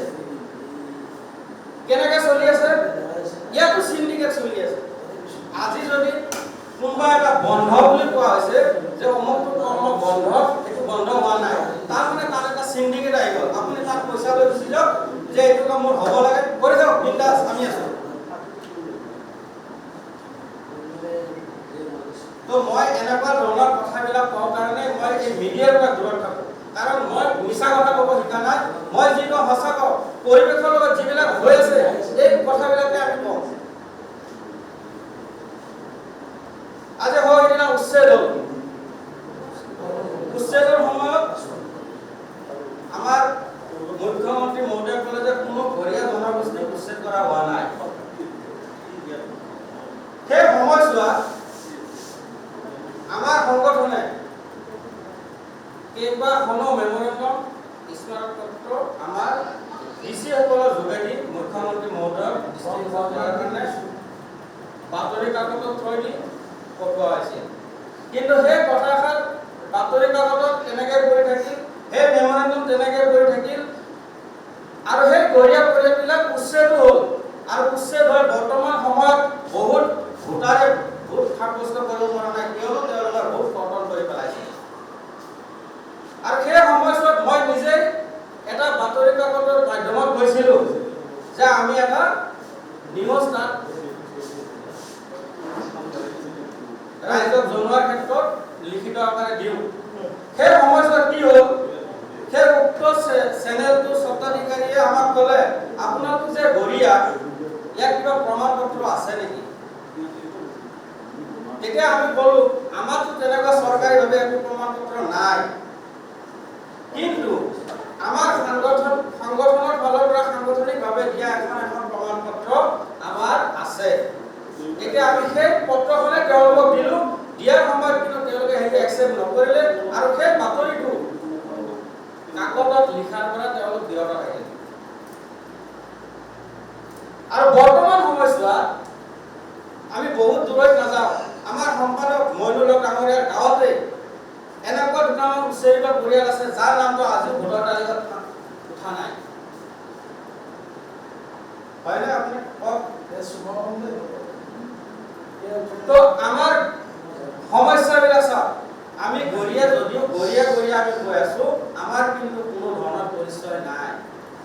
আমি আজি 1950 চনতো যাওঁ বিচাৰি, হয়তো বহুতো পৰিয়ালে তেওঁলোকৰ গোষ্ঠী বিচাৰিয়ে নাপাব, কাৰণ আমি ইমান সজাগ নহয়। আমি সজাগ নহয় কাৰণে আমি বিপদত। আজি পূৰ্ববংগীয় যিসকল লোক, তেখেতসকল আমাৰ ক্ষেত্ৰত বহুতে আগবঢ়া, তেওঁলোক বহুত ক্ষেত্ৰত আগবঢ়া। তেওঁলোকে মাটি বাৰীৰ ক্ষেত্ৰতে হওক, ডকুমেণ্টেশ্যনৰ ক্ষেত্ৰতে হওক, সকলো ক্ষেত্ৰত তেওঁলোক আগবঢ়া, কিন্তু আমি বহু ক্ষেত্ৰত পিছপৰা। আজি বহুত জেগাত আমি ঘূৰি দেখিব পাইছোঁ, আমাৰ বহু পৰিয়ালত আমি যদি পাৰ্চেণ্ট লৈ যাওঁ, মই ভাবোঁ 98-97% মানুহৰ এতিয়াও মেলি পট্টাৰ মাটি নাই। তো আমাৰ বহুত সমস্যা আছে। আমি আমাৰ ভূমিৰ অধিকাৰৰ কাৰণে, আজি যদি আমাৰ শিক্ষাৰ ক্ষেত্ৰত যাওঁ, তাতো আমাৰ পতাৰ কাৰণে আমাৰ বহুত টেলেণ্টেড ল'ৰা ছোৱালীয়ে ডক্টৰ ইঞ্জিনিয়াৰ চিট নাপায়, কাৰণ আমি জেনেৰেল হিচাপে পৰিচয় দিওঁ। জেনেৰেল হোৱাৰ লগে লগে আমাৰ পাৰ্চেণ্টেজটো বাঢ়ি যায়, বাঢ়ি যোৱাৰ কাৰণে আমাৰ বহু টেলেণ্টেড ষ্টুডেণ্টে উচ্চ শিক্ষাৰ পৰা বঞ্চিত হয়। তো আমি সেইবিলাক ক্ষেত্ৰত চিন্তা চৰ্চা কৰিব লাগিব। আমাৰ গ'লেই আমি না MLA হ'ব পাৰিম, না মিনিষ্টাৰ, কিন্তু ভৱিষ্যত প্ৰজন্মই যাতে হ'ব পাৰে তাৰ কাৰণে আমি এতিয়াৰ পৰা এটা এনেকুৱা মঞ্চ গঢ়ি তুলিব লাগিব যাতে কোনো এটা ৰাজনৈতিক দলে ভয় খায় যে আচলতে এওঁলোকক যদি আমি অধিকাৰ নিদিওঁ তেতিয়াহ'লে আমাৰে বিপদ। তো আমাৰ অধিকাৰ ল'বলৈ আমি আমাৰ অধিকাৰটো কাঢ়ি আনিব লাগিব। আমাক কিন্তু কোনো নিদিয়ে। আমি যদি ঘৰত বহি থাকোঁ, আমাৰ ঘৰত গৈ কোনো আমাক অধিকাৰ নিদিয়ে। আমি ৰাস্তাত ওলাব লাগিব, আমি আন্দোলন কৰিব লাগিব, আমি আন্দোলনমুখী হ'ব লাগিব। তেতিয়াহে আমি আমাৰ অধিকাৰ ঘূৰাই পাম, নহ'লে আমি কিন্তু শেষ হৈ যাম। মই মোৰ বক্তব্য ইমানে কৈ সামৰণি মাৰিছোঁ। এতিয়া আমাৰ সাধাৰণ সম্পাদক ডাঙৰীয়াই আদৰণি মানে লাষ্ট ভাষণটো দিব আৰু সভা ভংগ হ'ব। কিন্তু ভংগ হ'লেও মানে ভাত খোৱাৰ পিছত আমি মানে এটা কমিটি এটা বনাই থ'ম, তাতে যাতে ভাত খাই কোনো ইয়াৰ পৰা নাযায়। আজি আলোচনা চক্ৰৰ সভাপতি মহোদয় আৰু উপস্থিত থকা আমাৰ সন্মানীয় ব্যক্তিসকল, আমি চালে বেলাই কুবেৰেটি নহ'ব। বিভিন্ন বক্তব্য শুনি চালে বেলাই কুবে দেখা প্ৰেক্টিকেল ফিল্ডৰ অভিজ্ঞতাটো কিছু প্ৰয়োজন আছে। মানে আজি আমি আমাৰ সংগঠনৰ ৱাৰ্কাৰক মাতা লৈছোঁ। গুৱাহাটীত হাজাৰ হাজাৰ মানুহে বহুত ধৰ্ণা দিছোঁ, অসমৰ বহুত সংবাদ জগতেও জানে। আমি বহুত মানুহে ধৰ্ণা বিভিন্ন আজি জিকিৰ জাৰি কৰি জীয়াই ৰখাৰ কাৰণে আমি প্ৰচেষ্টা কৰিছোঁ। আমি দুইবাৰ কৰিছোঁ, আপোনালোক চিনি পাইছে। যদি সমষ্টি পুনৰ নিৰ্ধাৰণ হৈ গ'ল, বিজ্ঞান পাছ হৈ গ'লে হ'ল বাগৰি গ'লে না ৰাতিপুৱা বহুত মানুহে ফোন কৰিছে, এই মিটিংটো নহ'লে নাযাওঁ দে হা। আমাৰ মানুহখিনি স্বাৰ্থ আকৌ যেতিয়া মাংস দিয়া যায় তেতিয়াই দাওৱে, মাংস নহ'লে কিন্তু নাথাকে। এইখানে কোনো ঘটনা আছে হা। গতিকে আমি যিয়ে নহওক মানে কোনোবা গোটেই নেতৃত্বটো ল'ব লাগিব। আমাৰ ভাৱধাৰা আমাৰ সংগঠনৰ যে আমি গ্ৰন্থ এখন প্ৰকাশ কৰিম ৰাজনীতিক সংকটত গৰিয়া মৰিয়া সকল বুলি হা। যিহেতু গৰিয়া মৰিয়া দিল্লীত বহু মানুহ নাজানে। আমি অসমতো আপোনাৰ আজি গৰিয়াক লৈ কৈছে আমাৰ কাৰ্যকৰী সভাপতি, গৰিয়াৰ মিটিং কৰিব যাতে বহুত জেগাত খেদা আছোঁ। কি কৰি গৰিয়া হয় আমি বহুত জেগাত খেদা আছোঁ। মই বিশেষ মই মামলাঘাটতে 6বাৰমান মিটিং কৰিব গৈছোঁ। লোকে কৈছোঁ গৰিয়া ছাৰ মৰি গ'ল, আল্লাহ ভাল জেগা দিয়ক। ডক্টৰ ইস্কেন্দাৰ আলী সেই বুঢ়া মানুহটো 80 বছৰ তেওঁলোকে গাড়ী চলাব বুজাই গৈছোঁ। তেওঁলোক আজি আমাৰ মাজত নাই। তেওঁলোকে সেই সংগ্ৰামত গৈছিল, কিন্তু পিছত হ'লেও আজি বহু মানুহ গৰিয়া বুলি ক'বলৈ বাধ্য হৈছে। মানে কি বুলি বহুত যি গৰিয়া নহয় বুলি কৈছিল সেই ব্যক্তি মুক্ত আছে গৰিয়া বুলি এখন সংগঠনলৈ চাহৰ পেকেট দিয়ে আমি দিছোঁ বহুত হা গৰিয়া বুলি। যিয়ে নহওক সেই চেপ্টাৰটো বেছি গৈছে যে যিহেতু সমষ্টি পুনৰ নিৰ্ধাৰণ আৰু বৃদ্ধি চৰকাৰ মানুহ কৈছেতো ৰাজনীতি বহুতে বিভিন্ন বক্তব্য দিছে যে লিডাৰজনৰ জনপ্ৰিয়তা, কিন্তু কেতিয়াও নহয়। তেওঁলোকে ৰাজনীতিক দলৰ আইডিঅলজিবিলাক তেওঁলোকে নাজানে। কাৰণ ৰাজনৈতিক দলত আপোনাৰ জাতি জনগোষ্ঠী গণিত এজন মানুহ দলীয় প্ৰাৰ্থিত্ব প্ৰদান কৰে, দলীয় প্ৰাৰ্থিত্ব প্ৰদান কৰে। আজি যোৱা চৰকাৰখনে আমাক খুব অন্যায় কৰি থৈ গৈছে। অপ্ৰিয় হ'লে সঁচা কথা যে চৰকাৰখনে আৰু সমষ্টিটো আমাৰ যদি ইচ্ছা কৰিলে সমষ্টি পুনৰ নিৰ্ধাৰণ আৰু দুখনমান অসম মুছলমান গাঁও ল'বলৈ যদি খিলঞ্জীয়া মুছলমান জিকি যায় আমাৰ সমষ্টি কৰিব পাৰিলে তেওঁলোকে নকৰিলে। আৰু এটা কথা কৈছা, ৰাজনীতিক শক্তি অবিহনে সংসদীয় ৰাজনীতিত থকা ব্যক্তি অবিহনে কোনো জাতিৰ উন্নতি সম্ভৱ নহয়। কাৰণ উচ্ছেদৰ সময়ত তাৰ এটা জ্বলন্ত উদাহৰণ আমি বিভিন্ন প্ৰমাণ পাইছোঁ। মানুহ ক'ব পাৰে যিবিলাকে কয় ফিল্ডত যোৱা নাই, তেওঁলোকে ফিল্ডত নাযায়, ফিল্ডত সম্পৰ্ক নাই, সাধাৰণ মানুহৰ জ্ঞানো নাই। আজি আমাৰ কিমানজন গৰিয়া মানুহ সুবিধা আঁচনি পাইছে আপোনালোকে কওক? 0% 0 কাৰণ সেই আঁচনিটো কেৱল MLA দিয়ে। আজি মিয়া মানুহ সুবিধা আঁচনি পাইছে, তেওঁলোক 22-25জন MLA আছে সুবিধা আঁচনিৰ জৰিয়তে মানে ছাত্ৰ ছাত্ৰীবিলাক সুকীয়া এটা পইচা দিয়ে পঢ়াৰ কাৰণে। আজি শিক্ষাৰ ক্ষেত্ৰত আগুৱাই যাব লাগিব, ৰাজনৈতিক শক্তিৰ প্ৰয়োজন আছে। গতিকে আমাৰ কথাটো যিহেতু এই সংগ্ৰামখন আৰম্ভ হৈছে, আমি এখন গ্ৰন্থ ইংৰাজীত, এখন হিন্দীত, এখন অসমীয়াত। কাৰণ আমাৰ এই দলঙত আমাৰ চেৰা ঠাই বুলি এটা আছে, আপোনাৰ আমাৰ সংস্কৃতি, আমাৰ জাৰি নৃত্য আছে, জিকিৰ জাৰি, এইখিনিক লৈ স্বাধীনতাৰ পৰাই কোন কোন খিলঞ্জীয়া মুছলমানে আপোনাৰ MP মন্ত্ৰী MLA হৈছিল তেওঁলোকৰ নাম তাতে সন্নিৱিষ্ট থাকক। আৰু কোন চনৰ পৰা আমাৰ মানুহ এই সংসদীয় বা আপোনাৰ বিধান এই ৰাজনীতিত আমাৰ নাই, সেই কথাখিনি উল্লেখ হয় এই গ্ৰন্থখন। যিহেতু অসমতো কিছু মানুহ গৰিয়া বুলি জানে, কিন্তু দিল্লীৱালা তেওঁলোকে নাজানে গৰিয়া কোন, খিলঞ্জীয়া মুছলমান কোন। হিন্দী ষ্টাব্লিছ কৰিব লাগিলে আমি দিল্লী প্ৰেছ ক্লাবত গ্ৰন্থখন আমি উন্মোচন কৰিম আৰু আমি উন্মোচন কৰিম। আৰু ইয়াত যিখিনি মানুহ আছে তাৰমানে আমি সেইটো কাম কৰাৰ কাৰণে বিভিন্ন ব্যক্তিক ফোন কৰিছিলোঁ। তেওঁলোকে সমষ্টি পুনৰ নিৰ্ধাৰণ বিলখন পাছ হোৱাৰ কাৰণে মিটিঙত নাহিল।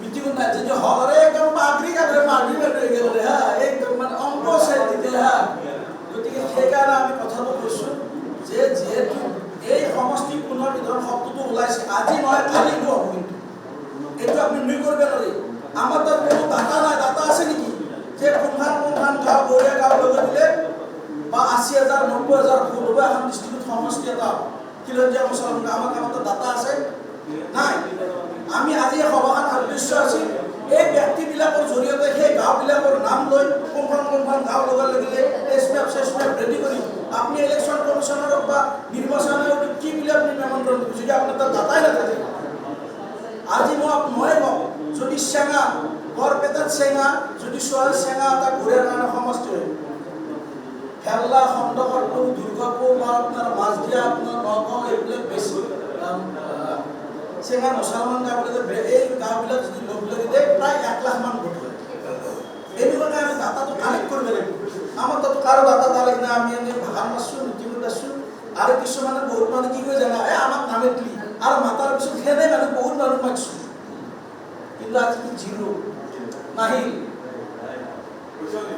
পইচা নাতে আৰে এনেকুৱা পাইছোঁ আপোনাৰ বহুত ডাঙৰ কথা কৈ দিম বুলি পইচা দিব 500 আন দেখাতে খৰচ কৰিব 1200 লাষ্ট টাইম ফোনটো সুইচ অফ কৰি দিব এয়া হ'ল আমাৰ অসম মুছলমান যে লগ কৰবা যদি সংগ্ৰাম কোনোবাই কৰিবই লাগিব গতিকে টেক্স স্বীকাৰ কৰি টেক অভিযান কোনো নহয় গতিকে মই ভাবোঁ যিখিনি মানুহ ইণ্টাৰেষ্ট আজি ইয়াত থকা যিখিনি মানুহ আছে তেওঁলোকৰ এটা ইণ্টাৰেষ্ট আছে সেইকাৰণে তেওঁলোকে আছে হা গতিকে এই গ্ৰন্থখন যিহেতু আমাৰ দাদা ইংৰাজী এখন গ্ৰন্থ প্ৰকাশ কৰিছিল আমি ভাবোঁ যে ইংৰাজী গ্ৰন্থখনৰ দায়িত্বটো তেওঁৰ তাত অসমীয়া আমাৰ কোনোবা এজনৰ তাত দিয়া যাওক আৰু বাকীবিলাকে আমি সহযোগ কৰিম আৰু ইয়াত থকা মানুহখিনিৰ দ্বাৰাই এই আমিদা প্ৰথম মই কি কৈছোঁ আপোনালোকৰ মই কিছু ভাল গুৰুত্ব দিব লাগে লিডাৰ হা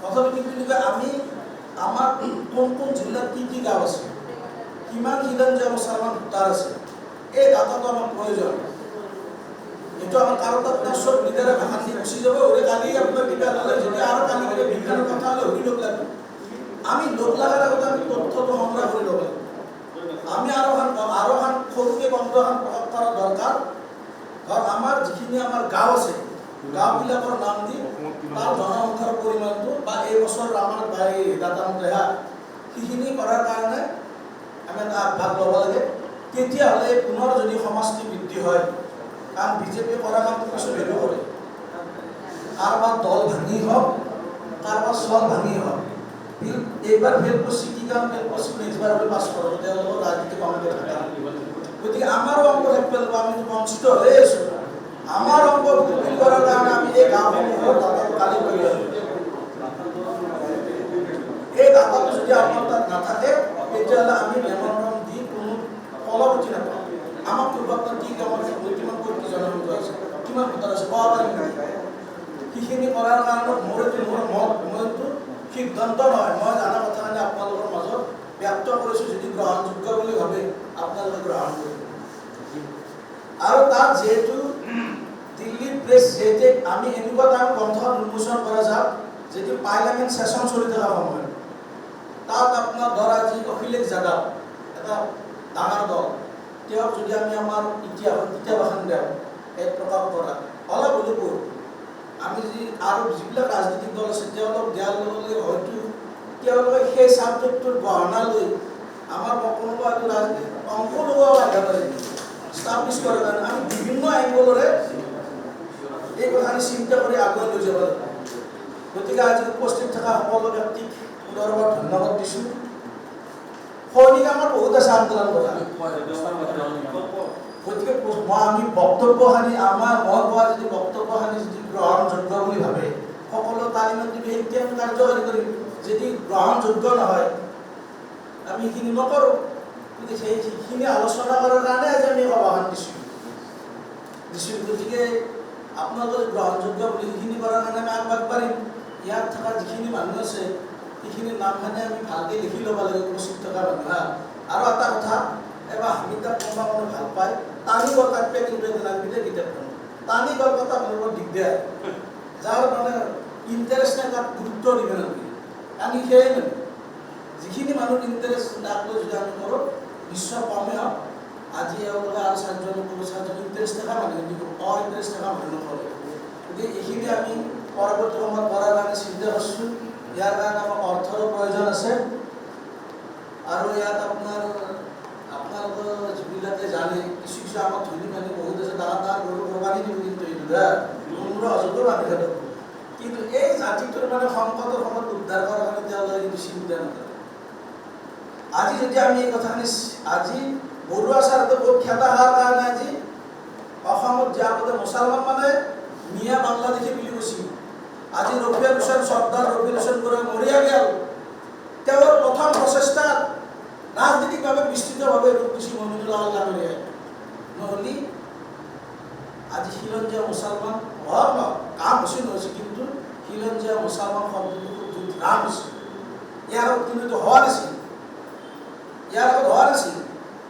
গতিকে আপোনালোকক অনুৰোধ কৰিছোঁ এইখিনি কাম আমি কৰিম। অৰ্থৰ প্ৰয়োজন হ'ব। অৰ্থৰ ক্ষেত্ৰত আমাৰ মানুহবিলাকে খুব একলা পেচলা কৰে এইটো বিভিন্ন অভিজ্ঞতাৰ ওপৰত কৈছোঁ হা। আজি ইয়াৰ পিছতো আমি মোৰ মত ইয়াৰ পিছত আমি ইয়াত যিখিনি থাকিম আৰু কিছু মানুহজনৰ কানেকশ্যনো হোৱা নাই তেওঁলোক মাতিম পৰৱৰ্তী সময়ত এই যিখিনি গাঁওবিলাকৰ নাম আৰু জনসংখ্যাটো কালেক্ট কৰাৰ কাৰণে আমি এটা ব্যৱস্থা কৰিব লাগে। ব্যৱস্থাৰ জৰিয়তে যিহেতু মহানগৰতো অসম্ভৱ গুৱাহাটী মহানগৰ গাঁওবিলাকৰ সেই ডাটাটো চকুতে ওলাব পাৰোঁ হা। গতিকে এইখিনি কৈ আৰু সকলোকে ধন্যবাদ দি মোৰ মানে কেতিয়াবা আৱেগিত হওঁ। গতিকে যদি কিবা কাৰণে ভুলভ্ৰান্তি হৈছে আপোনালোকৰ সৰু ভাইটি বুলি সেৱা কৰি দিব। ইয়াকে কৈ মোৰ বক্তব্য সামৰণি মাৰিলোঁ। জয়